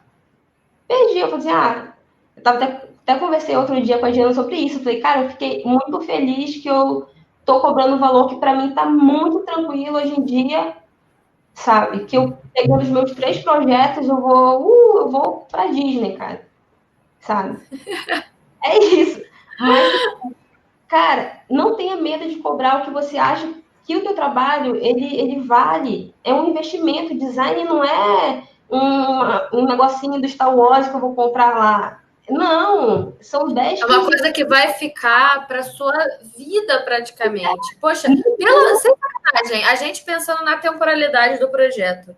É claro que pode ocorrer mudanças no mercado, mudanças de mentalidade, mudanças de qualquer coisa que a gente não espera. Mas vamos botar aí pelo menos uns 10, 15 anos de que essa marca vai valer até mais, sabe? Poxa, é um investimento, cara. É uma coisa que você faz para o seu negócio. E outra coisa que eu gosto de falar cara, não só muda o seu posicionamento com as pessoas, com os seus clientes, como também muda o seu posicionamento com você. A sua marca bem feita, bem projetada, bem trabalhadinha, toda bonitinha, vai te incentivar a continuar fazendo o que você gosta. É tipo, o que você vende? Você não vende um lucro para a pessoa, você vende trabalhar com o que a pessoa ama, sabe? Então, assim, você fisgar as pessoas pelos benefícios emocionais, mas é exatamente isso. O seu projeto, o que você está vendendo, tem que ter um benefício por trás de tudo. Você não vende uma marca, sabe? Você vende N benefícios que as pessoas vão ter com a marca delas. É como se você pegar, comprar. Acho que foi o Kerk que falou isso, se eu não me engano. Você comprar uma roupa nova e vestir a roupa nova pela primeira vez, sabe? E você se sentir bem com isso. Tô dando um exemplo, assim. Mas você ter uma marca que represente a sua essência, a sua história, sabe? Tudo que você acredita, a sua visão, cara, isso é uma coisa que, assim, eu já fiz marca pra gente que quis tatuar o símbolo, porque falou, cara, isso representa muito, sabe? O pessoal da Transmuta. Eu quero tatuar o símbolo. O Arthur, que eu fiz o projeto dele da Nébula, que é um dos meus filhos preferidos também. Falou, eu quero tatuar. Esse projeto é foda, cara. A gente tem nossos filhos preferidos. Oi? Eu até sigo eles agora. Cara, eles são maravilhosos, gente. Eles têm um processo de humanização lindo, sabe? Porque eles são todos daqueles, eles fazem tudo à mão. Então, eles já humanizam aí, eles conhecem os fornecedores. É uma coisa, assim, bem, bem bonita mesmo. Pois é, eu acho. E essa questão também, só voltando um pouquinho, de pagamento, quando eu falo à vista, é na transferência bancária, viu? É a melhor coisa, gente. A melhor coisa já estar ali e, assim... Eu sei que, às vezes, é difícil para a pessoa confiar. Então, uma dica aí para vocês também, assim como vocês querem saber que a pessoa é real, que a pessoa não está tentando passar a perna em vocês, de que vocês querem se proteger no contrato, protejam seus clientes da mesma forma, porque isso vai gerar uma confiança muito grande em vocês, tá? Então, assim, quando eu recebo uma proposta de orçamento, quando eu mando uma proposta de orçamento, a pessoa quer fechar, eu procuro a vida dela inteira em todos os meios que eu posso, tá? Porque eu preciso saber se a pessoa é real, porque eu já passei coisas pelos que vocês entenderam e vocês ouviram, que eu preciso saber se a pessoa existe. Sim. Entendeu? Então, assim, da mesma forma que vocês querem se proteger, proteja seus clientes, mostrem para os seus clientes que vocês estão protegendo eles. Isso gera uma conexão já muito forte, uma confiança muito forte, sabe? Você não está querendo só o dinheiro dele, tá? A gente precisa pagar nossas contas? Óbvio, mas você não está querendo só isso. Você quer o reconhecimento de um projeto bem feito. Você quer o reconhecimento de criar uma marca que represente um pouquinho da essência das pessoas. Se vocês pararem para pensar, uma marca pode mudar a vida de alguém. Você pode fazer a pessoa pagar as contas dela, você pode fazer a pessoa se estruturar tão bem naquilo que ela vai ter mais tempo para a família, sabe? Então, assim, são várias coisas emocionais, várias coisas intangíveis por trás do que vocês estão fazendo. Nada que vocês fazem não tem impacto. Cada coisa que vocês fazem, independente do que seja, gera um impacto. Ele pode ser negativo ou pode ser positivo. Então, o que importa é vocês tentarem gerar o máximo de impacto positivo que vocês conseguirem, sabe? Isso é foda, cara, porque se a gente parar para analisar o quanto que a questão da humanização da marca, ela tá junto da nossa vivência como pessoa. Não é só, tipo, a humanização da marca em si que a gente está criando, mas uma humanização nossa como profissional, sabe? O olhar que a gente tem e o cuidado que a gente vai ter com outros profissionais, o cuidado que a gente vai ter de como que a gente vai comunicar o que a gente faz, o cuidado que a gente vai ter ao atender um cliente e o cuidado que a gente vai ter ao entregar esse serviço. Então, é fundamental que a gente pense e analise de todas as formas. Não só para a gente se respaldar como profissional, mas para a gente também respaldar o cliente. Tem muito cliente que chega para mim e eu falo, e pensa assim, tá, e agora? Eu já deposito para você? Eu falo, não, relaxa, vamos primeiro assinar o contrato, sabe? Para te proteger, me proteger. E aí, se eu fosse uma pessoa escrota, beleza, me dá o teu dinheiro e pronto. Não, contrato, gente. Aí o cliente, mas precisa. É bom para você, você vai saber que eu vou te entregar de fato o que você está pedindo, tal. E os clientes ficam muito felizes com isso. E isso filtra quem não está levando a sério, quem quer te passar a perna. O contrato filtra muito assim. Quem quer te passar a perna, não. Quem tem a possibilidade de passar a perna não vai nem assinar o contrato. Ele vai ver, tem contrato. Então, assim, já sai. Então, isso também é um filtro, tá? Uma dica para você provar, tipo, poxa, eu existo, quem tem MEI, ir lá no sisteminha do MEI e mostrar, olha só, esse é meu MEI, meu endereço tá aqui, sabe? Meu telefone tá aqui, eu existo. Assim como eu quero saber que você existe, eu existo, tá? Então, proteja seus clientes, porque isso gera empatia. Porque você sabe, você entende que ele também tem essa preocupação. Assim como você tem a preocupação dele te passar a perna, ele também tem essa preocupação de você poder passar a perna nele. De você pegar o dinheiro dele e de você ir embora. Ou de você pegar o dinheiro dele e fazer alguma coisa de qualquer jeito. Não é assim, cara. As coisas têm que ser equilibradas dos dois lados, sabe? Com certeza.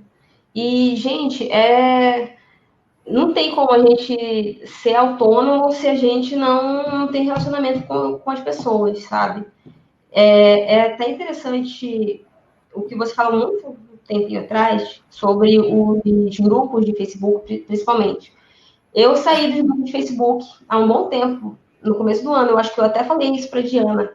Porque eu fui postar um negócio lá e por causa de uma questão gramatical do que eu estava querendo falar, as pessoas começaram a Isso é ridículo, cara. E eu penso assim, caraca, velho, eu tô aqui tirando um tempo, do pouco tempo que eu tenho, né, que eu já tenho, tipo assim, eu trabalho pra caraca, tem às vezes dias que eu trabalho de 5:30 da manhã até 9 horas da noite, né, e eu tô tentando parar com isso, inclusive, porque a minha qualidade de vida precisa melhorar. E eu tô tentando tirar o pouco de tempo que eu tenho pra tá trazendo conteúdo pra galera e a galera tá sacaneando, né. E é a questão da mentalidade, sabe? Como é que a gente deixa o nosso mercado ser transformado em algo tão superficial, sabe? E aí eu parei de postar lá, eu saí de tudo, eu falei, quer saber, eu não vou mais ajudar ninguém lá. Eu fiquei com raiva. E a Diana veio falar assim, mas poxa, Rê, tem gente lá que precisa ser ajudada, mas tem gente que não quer. E aí eu pensei, não, eu vou focar no Instagram. E aí eu voltei agora, porque a Diana postou sobre uma live lá, e eu voltei, só que eu não tô opinando, né? Então, tipo assim, É muito difícil, viu, é muito gente? difícil, Porque cara. eu até acho, sinceramente, que muita gente que critica dessa forma, assim, os trabalhos dos outros, elas não fazem por maldade, assim. Elas às vezes fazem por maldade, sim, mas às vezes as pessoas não têm ideia do quanto isso machuca, tá? Elas não têm ideia de que aquilo não vai ajudar nada e de que elas efetivamente poderiam ajudar alguém, tá? Exatamente, cara. Então, assim, o que eu mais quero, sem sacanagem, como profissional, como designer, como Diana, como pessoa, é tentar mudar essa cultura competitiva, agressiva e exclusiva para uma coisa muito mais inclusiva, muito mais colaborativa, muito mais cooperativa, sabe? É todo mundo se ajudar, todo mundo trocar informações. Que nem o Kimura falou numa live dele, de que quando ele começou, ele pediu para várias pessoas para poder entender o processo de prospecção, o processo criativo, entender como é que forma uma agência, como é que forma alguma coisa, como é que vira autônomo. Nenhuma agência respondeu, um estúdio respondeu. Então, assim, é a competitividade, não precisa, gente. Tem cliente para todo mundo. Tem cliente para quem cobra barato. É a questão do celular. Você vai pagar 14 mil reais num celular? Você não vai pagar 14 mil reais no celular. Tem quem pague? Óbvio. Tem quem pague. Eu não posso pagar. Renata, você pode pagar 14 mil reais no celular? Não, comprei Motorola, gente.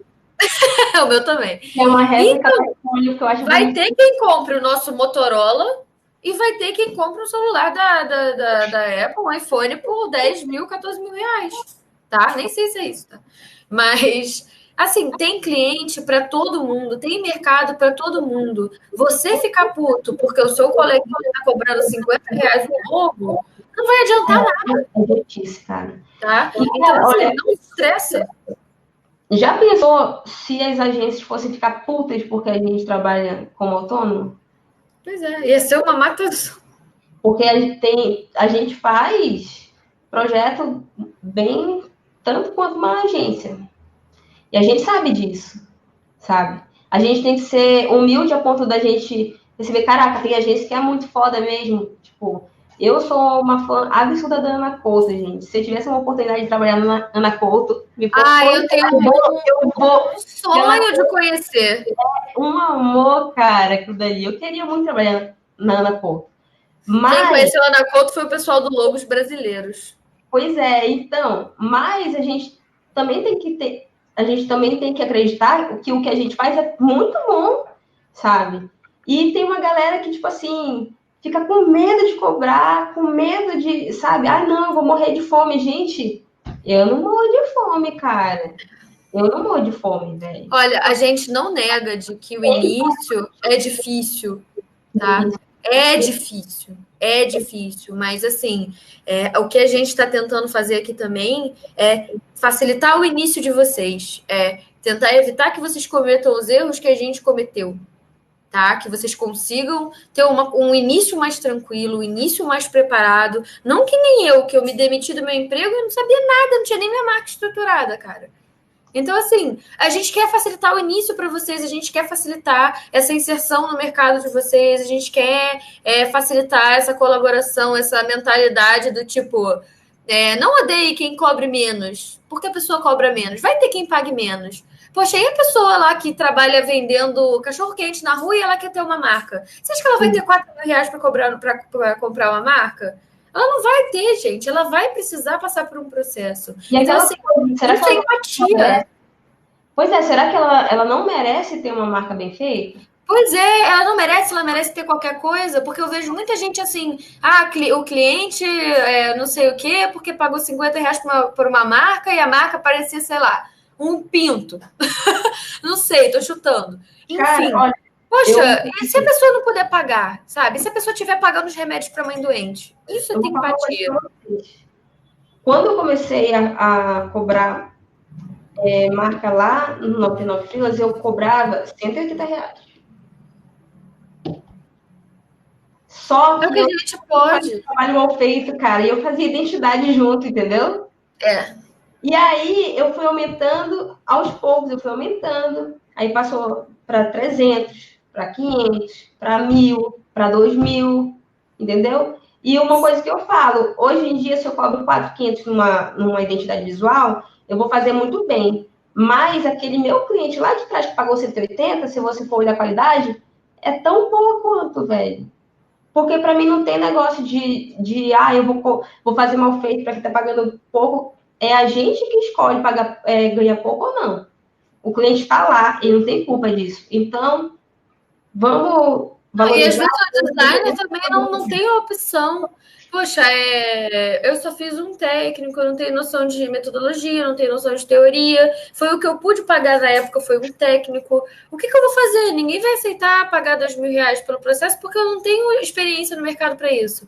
Então não é ter empatia só com o cliente, é você ter empatia com o seu colega de profissão, sabe? Com o seu parceiro de profissão, porque a gente é isso, né? A gente tem que se ajudar. Então você tem empatia com as situações que estão levando aquilo.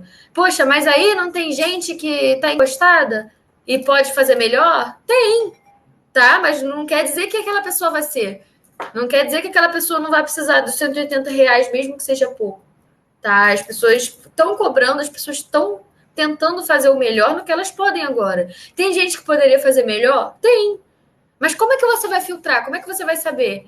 Você vai ajudar dando esporro naquela pessoa, xingando aquela pessoa, ou então desmerecendo o trabalho daquela pessoa? Não é assim. Isso desvaloriza o mercado. Isso é prostituição no mercado, tá? Não a pessoa cobrar barato. É a sua falta de empatia. Isso Exatamente. prostitui o mercado. Exatamente. Uma coisa que eu acabei de lembrar. Tem nos meus destaques do Instagram os livros, e tem esse livro que eu vou falar agora. Existe um designer chamado Vitor Papanek, que ele critica muito os designers, principalmente os industriais, tá? Mas o designer como geral, de que virou uma profissão fútil. Porque o design, na sua essência, era isso, era socioambiental, ele tem uma ferramenta de transformação social para você melhorar a vida das pessoas, para você resolver problemas. E os designers, por ganância e por futilidade, começaram a inventar coisas que não deveriam ser levadas a sério, digamos assim. Ele é muito crítico, tá? Ele é assim, absurdamente crítico. Ele, inclusive, fala que é uma das profissões mais falsas que existem hoje em dia, é o designer. Que antigamente, quando você, por exemplo, queria ser um assassino, se você tinha um dedinho para o assassinato, né, para psicopatia, você virava químico nuclear, você virava dono de mina, você virava general. Que hoje em dia, na época dele, quando você quer virar um. Ainda hoje em dia, tá? Quando você quer virar um assassino, você é só virar designer, porque você está criando automóveis não seguros, você está criando produtos que a composição não seja benéfica para a saúde, que solte elementos que façam mal à sua saúde gradativamente, você vai morrendo por causa disso. Então, assim, uma série de coisas que os designers, juntos com químicos e outras equipes, inventam, que vão matando a gente gradativamente. E ele fala que o designer tem que resgatar a sua essência para poder criar coisas que resolvam problemas, coisas que sejam um impacto positivo no mundo, que pensem no futuro, que pensem nas pessoas, que sejam inclusivos. O nome dele é Vitor Papanek, tá? O livro que eu tô falando, esse aqui que eu vou botar nos comentários. É Design for the Real World. Diana, só respondendo aqui uma pergunta antes. Eu salvei uma aqui também. Se o brand faz parte do projeto de identidade visual. É o contrário. Na verdade, a identidade visual ela faz parte de um projeto de brand. O brand, ele contempla muita coisa, gente. Então, por isso até que tem muita gente que fala que vende brand, mas na verdade vende identidade visual. Então, o brand, ele contempla não só o design de logotipos, né, como questão de posicionamento, identidade visual e vários outros fatores que fazem parte desse universo da marca. Então, é muito mais profundo, você precisa de muito mais tempo para desenvolver. Então, enquanto a gente desenvolve um projeto de identidade visual em 2 meses, o de brand você precisa muitas vezes até de anos de desenvolvimento para você conseguir chegar numa solução realmente viável. Então, é bem diferente, assim, só para explicar um pouquinho mais. A gente pode aprofundar isso depois, futuramente, tá? Falar um pouquinho mais sobre o que é um projeto de brand, o que é que contempla isso tudo, porque é bem vasto. Eu quero responder outra pergunta aqui logo também, que eu não lembro quem perguntou, porque a gente salva várias perguntas ali e as perguntas vão às vezes sumindo. Eu acho que foi a Larissa que perguntou, não tenho certeza, se pronuncia aí quem foi, que perguntou como vocês entregam os projetos. Tá? Vocês entregam impresso, vocês entregam online. Eu vou falar um pouquinho de como eu entrego, tá? Eu apresento de 3 formas. Quando a pessoa pede um projeto de branding mais completo.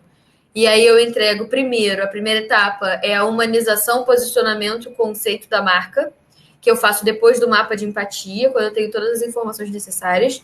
Depois eu entrego o projeto de naming, para o cliente aprovar, e aí sim, depois eu entrego o projeto de identidade visual. E são 3 etapas. E eu crio no Illustrator e eu apresento agora pelo Adobe Sparks. E na minha apresentação, sinceramente, eu acho que eu nunca apresentei igual para um cliente, porque eu estou sempre experimentando coisas novas, eu estou sempre incluindo coisas, eu estou sempre testando mesmo. E sempre tem dado certo, porque cada teste agrega alguma coisa no que eu vou apresentar, no que eu vou falar, em você convencer o cliente, como é que você vai mostrar. Então, assim, eu entrego digital, né? Eu apresento digital e entrego tudo digital bonitinho. Eu disponibilizo o arquivo aberto. Eu disponibilizo fonte, eu disponibilizo tudo, porque eu acho que eu tudo. Foda, tá certo, velho. E aí é isso. Se eu for deixar o arquivo aberto, eu dou. O cara tá pagando, cara. Como é que ele vai fazer? Cara, o arquivo é dele. Ele quer enfiar ali um jabuti, ele pode enfiar, cara. Não é legal? Não é legal, mas você pode instruir o cliente. Por exemplo, no meu projeto, eu crio o manual de identidade visual da marca, o manual de uso da marca. Como você vai usar aquilo, né? Com tudo certinho, explicadinho para o cliente não precisar de mim. Gente, eles são filhos. Você educa, você ensina, você mostra o caminho, e aí depois eles ficam independentes. Se eles precisarem alguma hora, a gente está aqui. Mas a gente não quer que eles precisem, tá? Exatamente. Assim, você criar um cliente independente, né? Com ele ter tudo, com todas as informações, isso é muito importante. Cara, eu também entrego assim. Eu vou falar mais ou menos o meu passo a passo. Depois de conversar com o cliente, de fechar o projeto, depois do briefing, a partir do briefing eu já faço uma pesquisa, né? Eu gosto de fazer uma pesquisa de mercado para entender qual é o mercado do cliente. E aí eu gosto também de me aprofundar, de fazer uma análise do público dele, porque a gente precisa compreender. Depois dessa pesquisa, eu faço um mood board, que eu gosto de passar para o cliente, e eu uso o Envision App, né? Porque é uma plataforma que o cliente pode interagir. Então, eu falo, olha, comenta para mim o que você gosta dessas imagens, o que você não gosta, não precisa comentar, porque eu já sei que ele não gostou. E, através disso, eu já consigo compreender o que o cliente está pensando, o que ele gosta, em termos de paleta de cor, estilo, e isso já me direciona bastante para o que eu quero, né? O que eu já estou pensando. Então, isso me ajuda demais. E aí, eu faço toda a parte do processo, né? No final, quando eu vou entregar, independente do cliente pedir ou não, eu entrego sempre manual da marca. Eu não cobro mais. Gente, isso é agregar para o valor para o seu projeto, tá? Quando você vai fazer o orçamento, não, olha só, outra dica. Não joguem o orçamento por WhatsApp, não joguem o orçamento por e-mail. Crie uma apresentação bonitinha, tá? Explicando cada passo, cada item, o que vai ter, quais são os benefícios intangíveis. Então, assim, tudo mastigadinho para as pessoas entenderem o valor que tem ali, não o custo. E aí vocês não coloquem tipo, proposta de custo ou proposta de orçamento. Eu boto proposta de projeto. Bota proposta de investimento, gente. Investimento tem retorno. Investimento. Pois é, então, e aí eu sempre faço o manual da marca, eu não cobro pelo manual da marca. Se o cliente quiser um manual da marca absurdamente complexo, eu vou cobrar pelo manual. Aí cobra, sim. Mas se ele não pedir, eu faço o manual. Se vocês quiserem, eu posso disponibilizar para vocês um modelo de manual. Vocês vão querer aí, eu posso disponibilizar ele editável para vocês. O meu tá público, o meu tá no meu Behance, no meu portfólio, em várias coisas lá. Se vocês forem lá, vocês vão ver. e já subo o link para vocês baixarem. Então, pronto. Deixa eu catar aqui também, ver se a gente completou nossas pautas bonitinhas. Acho que foi a maioria, sim. E aí, depois disso, eu também faço, entrego fonte para o cliente, isso é fundamental. Eu acho que foi a Kézia que perguntou se a gente usa fonte paga. Eu tenho o Adobe Fontes, então eu não costumo. Ai, gente, o Adobe Fonts é maravilhoso, cara. Eu acho assim que o Adobe vale muito a pena vocês não craquearem, porque além disso gerar valor para o seu trabalho, você tá dando valor para quem criou as ferramentas, tá? Eu acho que isso é uma mudança de pensamento, de mentalidade que agrega muito para o seu trabalho. Exatamente. Eu acho que vale muito a pena pagar o Adobe. Vale demais, Porque cara. tem muito retorno de várias formas, tá? Pois é, e outra coisa que eu queria falar. mando a fonte para o cliente e também mando os arquivos abertos. E eu mando em várias extensões, principalmente marca, eu mando sempre em AI, mando em EPS, porque tem lugar que não abre aí porque usa Core, então eu mando o EPS também, pensando nessa PNG e JPEG. PNG, JPEG e também em PDF. Eu mando tudo assim, tudo organizadinho, o cliente fica tão feliz, se ele tivesse aqui, me abraçava. Gente, mas é fundamental. O cliente pagou, ele tem direito disso. Entendeu? E você não vai, o cliente não vai ficar com você segurando o arquivo. O cliente vai ficar puto contigo, vai pegar e vai pagar. Olha só, uma coisa é propriedade intelectual. Sim. A outra coisa é direito de uso. O Moisés explica tudo isso no Instagram dele. Então, quem tiver dúvida quanto a isso, quanto a tudo, vale a pena ir lá checar. Uma das coisas que eu queria falar antes da gente encerrar também, eu achei interessante, é que eu antigamente sempre gostei de estudar tudo, né? Eu quero fazer biologia, eu quero fazer história, eu quero fazer, não sei, quero fazer um milhão de coisas. E na verdade eu descobri que na minha profissão como designer eu posso ser tudo. Eu posso ser tudo, assim, eu posso aprender um pouquinho de tudo na medida do possível. Vou dar um exemplo. Eu estou criando uma marca agora que eu estou estudando.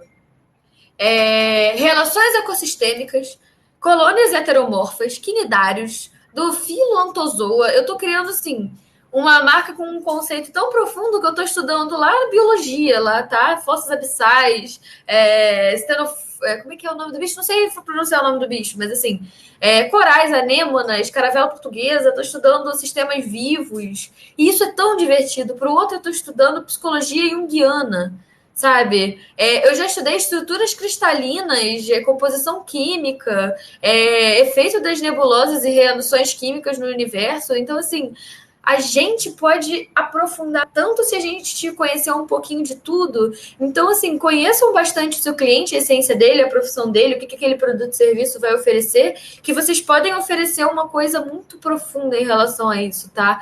Não fiquem no raso, cara. Profundidade é tudo para um projeto. E é divertido, porque pelo menos para mim, eu adoro estudar isso, cara. Tô estudando biologia.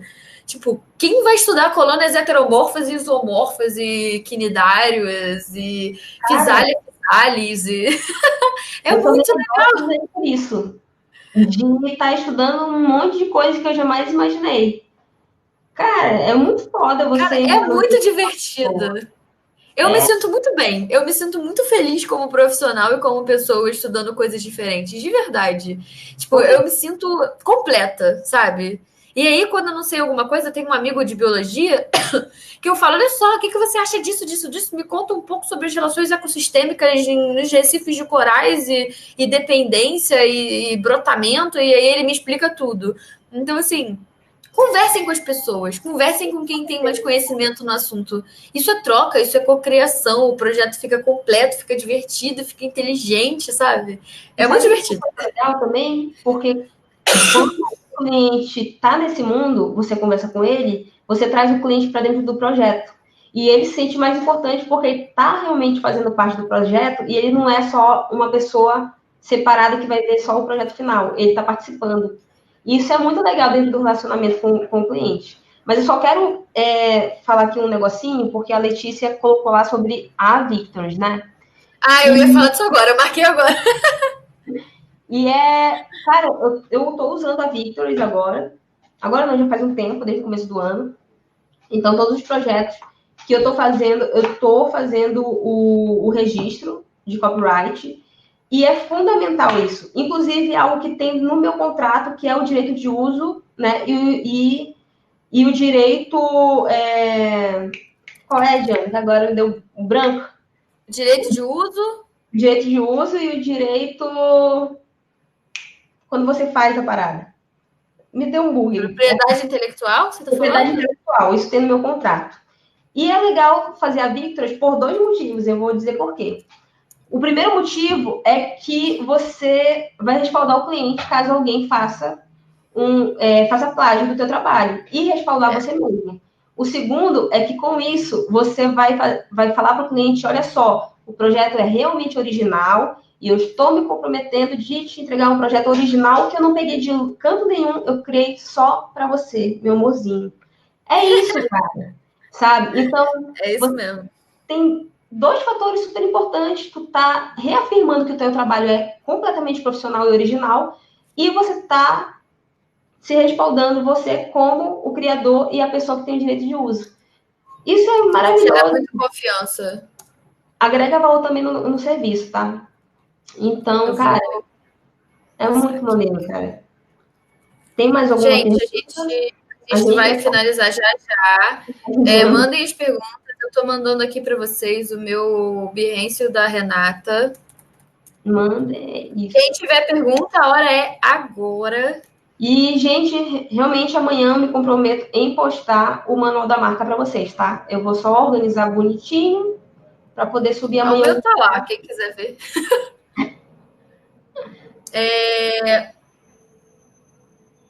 Quem tá falando aí outra coisa? Ah, eu tinha visto uma pergunta tão interessante, agora eu perdi. Gente, vocês acham que a nossa live ajudou? Vocês sentiram alguma mudança? O que vocês acham? Você acha que a gente pode continuar fazendo?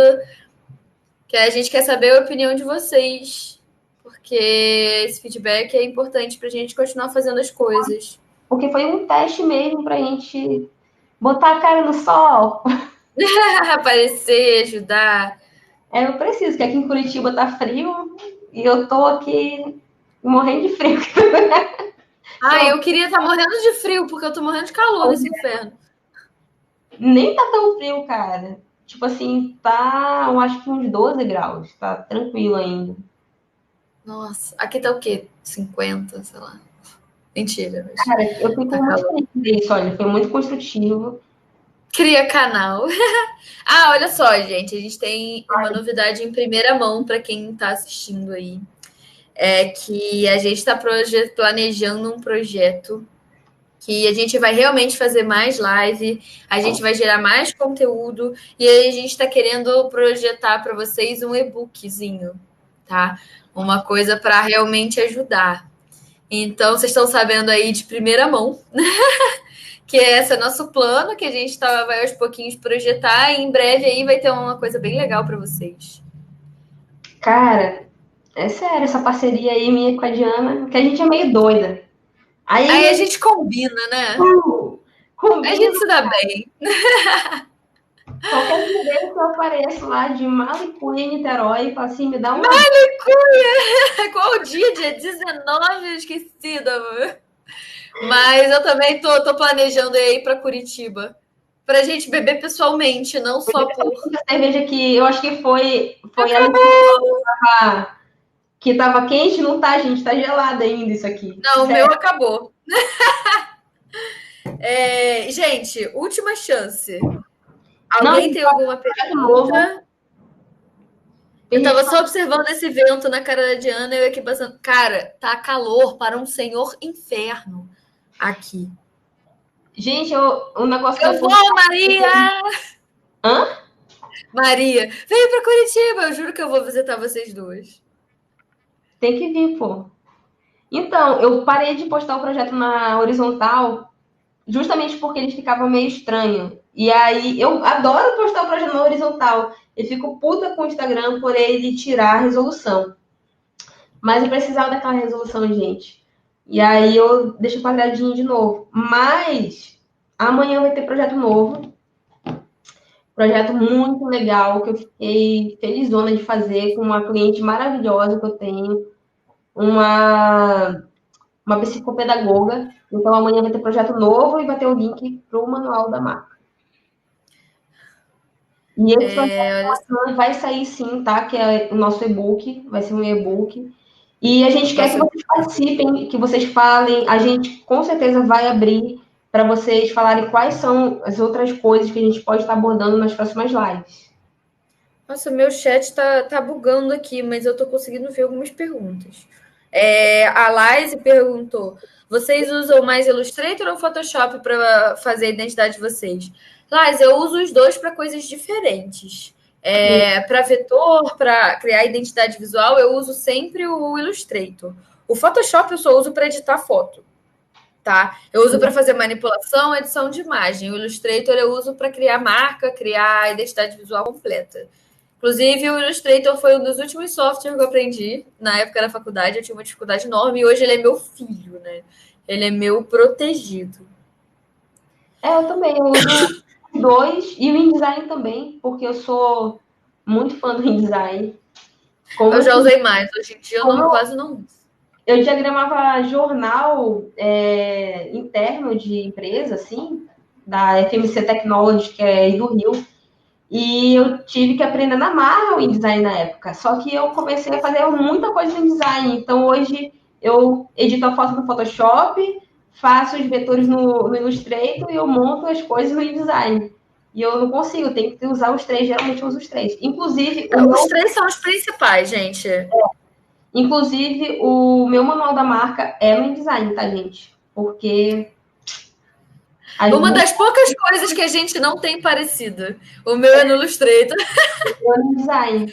Porque a gente tem tanta coisa parecida, até tempo de projeto. Lembrei uma pergunta que eu tinha visto aqui. Quantos... até salvei. O Luiz perguntou. Diana e Renata, vocês fecham 2 projetos ou mais projetos de uma vez só? Vocês fazem os 2 ao mesmo tempo? Como vocês fazem para mudar a cabeça de um projeto para o outro? Porque se eu pego um projeto, sumiu a mensagem toda. Provavelmente eu fico maluco, né? Fico boiando, sei lá. Mas, então, eu pego no máximo, estourando pra caramba, 4 projetos por mês. Mas, assim, até 3 é mais tranquilo. Aí, o que eu faço? Eu tento, às vezes sem sucesso, eu analiso na hora como é que eu tô com o projeto, se eu tô engajada. Eu tento dividir o meu dia por projeto. Então, eu faço assim, as 3 primeiras horas da manhã eu faço esses, as outras 3 horas eu faço esses, as outras 3 esses, as 3 esses. Tem dia que eu pego um projeto e vou até o final do dia com esse, quando eu tô muito engajada. Gente, não tem muita coisa fixa, tá? O que eu faço é dar um prazo razoável para a pessoa, porque qualquer coisa que aconteça, eu me atrasar com alguma coisa, ou eu me embolar com alguma coisa, ou eu ficar doente, como foi o caso meu e da Renata um tempo atrás, a gente ficou doente junta. Eu peguei praticamente pneumonia e a Renata teve problemas de pressão na mesma época. Então, assim, esse prazo ajuda. Ai, gente. Então, botar um prazo maior ajuda. Então, assim, mais ou menos isso aí mesmo, Luiz, de 3 projetos, às vezes, raramente 4, mas até 3. Eu gosto de fechar em 3. Eu acho que 3 é um número muito... É um número legal. A palavra cabalístico, cara. É um número cabalístico, 3, cara. Porque eu me sinto confortável. E eu também, eu sou meio doida, né? Então, tipo assim, de manhã eu tô com uma coisa, de tarde eu tô com outra. E eu sou muito imperativa, eu não consigo ficar muito tempo numa coisa só, que me dá agonia. Eu tenho que parar com uma coisa. E uma coisa que eu super tenho orgulho de vocês, porque eu não consigo isso. Eu vejo o pessoal, meu home office, meu home office. Gente, eu tenho escritório, eu trabalho home office, meu namorado também trabalha home office. Eu não consigo ficar aqui. Esse é o escritório. Mas essa é a mesa dele. E eu raramente trabalho onde eu tô agora. Eu trabalho na sala, eu trabalho na varanda, eu trabalho no chão, eu trabalho na mesa, eu trabalho, sei lá, em milhões de lugares. Eu não consigo ficar parada. Mas uma coisa, gente, é não se engessem. Nem com horário, nem com lugar. Porque se às vezes fica, mas aí eu vou ter que trabalhar só 3 horas em cada projeto por dia. Não. Gente, faz o que vocês acharem que vocês devem fazer. Tentem se organizar, que é importante. Façam listinha, to-do list no Trello, onde vocês quiserem, à mão. Eu mandei fazer para mim agora o meu presente. Quem acompanhou no meu Instagram viu. Eu mandei imprimir o meu planner. Eu que projetei meu planner da Artemis e fiz. Ai, que lindo. E aí é assim que eu vou conseguir. Porque eu Cada não, um tem um jeito. eu usei a Sana, aqueles digitais, e eu não simplesmente não abro. Então eu boto isso na minha frente e eu consigo ver. Eu Mas preciso de vários jeitos. Eu preciso digital, eu preciso de fixo, eu preciso, sei lá, tatuar, eu preciso de coisas diferentes. Eu preciso estar sempre inovando, eu preciso de coisas novas. Eu não posso me engessar, senão eu não funciono. Mas é isso. Gente, eu acho que a gente tem que finalizar, porque já vai dar 2 horas de live. É, E a gente ó, conversa gente, deixa eu ver demais. se tem mais alguma pergunta. Gente, para quem está chegando ou chegou depois, a gente vai disponibilizar a live para vocês, tá? A gente está gravando aqui. Se a plataforma der certo, porque também é um experimento, a gente vai disponibilizar a live para vocês, tá? Kézia, não, depende do projeto. Tem projeto que eu dou 30 dias, tem projeto que eu dou às vezes até 2 meses, quando tá name incluso. Depende do tipo de projeto. Geralmente, eu gosto de 30 dias para criar a identidade visual. Se tem site, se tem name, aí já E aumenta. fora que eu uso pelo menos 3 semanas para elaboração do conceito, entendimento do problema e estruturação do processo. 3 semanas por aí para eu fazer isso, porque para mim é a parte mais importante. Com É tipo certeza. entender a fundo das coisas, tá? Gente, eu acho que é isso. Acho que a gente falou bastante coisa. Eu espero que tenha ajudado vocês. Até O maior prazer estar aqui com a Renatinha. A Frida já tá dormindo ali, ó. Eu já tô com fome. Não, gente, mas É obrigada, isso. no tempo de vocês. E, cara, se vocês derem aí o aval, a gente vai continuar fazendo mais lives e trazendo outras abordagens, né, sobre outros assuntos aí. E, como a gente falou, foi mesmo assim, vocês serviram de cobaia para a gente ver como é que ia ser. E aí a gente tem outros projetos, a gente quer fazer esse book, então. A gente quer fazer muita coisa junta, né, Renata? Acho que a gente vai. Fazer um A gente quer realmente ajudar vocês a serem, tipo, mais fodas do que vocês já são. Tipo, a gente quer ajudar vocês a chegarem onde vocês querem, porque ninguém merece passar perrengue. Então, a gente quer evitar o máximo de perrengues possível de vocês. O Luiz falando, então. É muito chato. A gente vai ser cobaia sempre, cara. Mas é sério, gente. Não se sintam, sei lá, com vergonha de perguntar alguma coisa. Chama a Renata no Instagram, pode me chamar no Instagram. A gente vai tentar ajudar no que a gente pode, o que tiver dentro do nosso possível. Se a gente souber responder, a gente vai responder. E é isso. Nosso intuito é realmente ajudar nessa colaboração e mudar um pouquinho a visão de vocês, mostrar os nossos perrengues, nossa história, né, Renata? Nosso processo, nossa metodologia. A gente quer realmente ajudar de coração. E que dá certo, gente. É exatamente isso. Ser mais humano dá certo, aplicar isso no nosso trabalho dá certo, aplicar na vida dá certo. E perrengue todo mundo passa. É difícil. E o erro faz parte. Mas faz O erro parte. e a experimentação fazem parte. Então pode contar com a gente. Tá bom? Depois vocês falam pra gente o que vocês Obrigada. acharam. Obrigada, Renatinha. É foda. E a gente vai fazer muita coisa junto ainda. A gente vai, com certeza. Então, gente. Meninas, sejam fodas sempre e continuem, sabe? Metam a cara, produzam conteúdo. Eu quero ver mais mulher fazendo conteúdo. Eu quero. Encha o nosso saco. Ai, o que vocês acham? Mandem pra gente, meninas. A gente quer ver vocês. A gente quer ver vocês metendo a cara. A gente quer mais mulheres no design, tá? Falem com a Kézia. E apoie todo mundo se apoiando.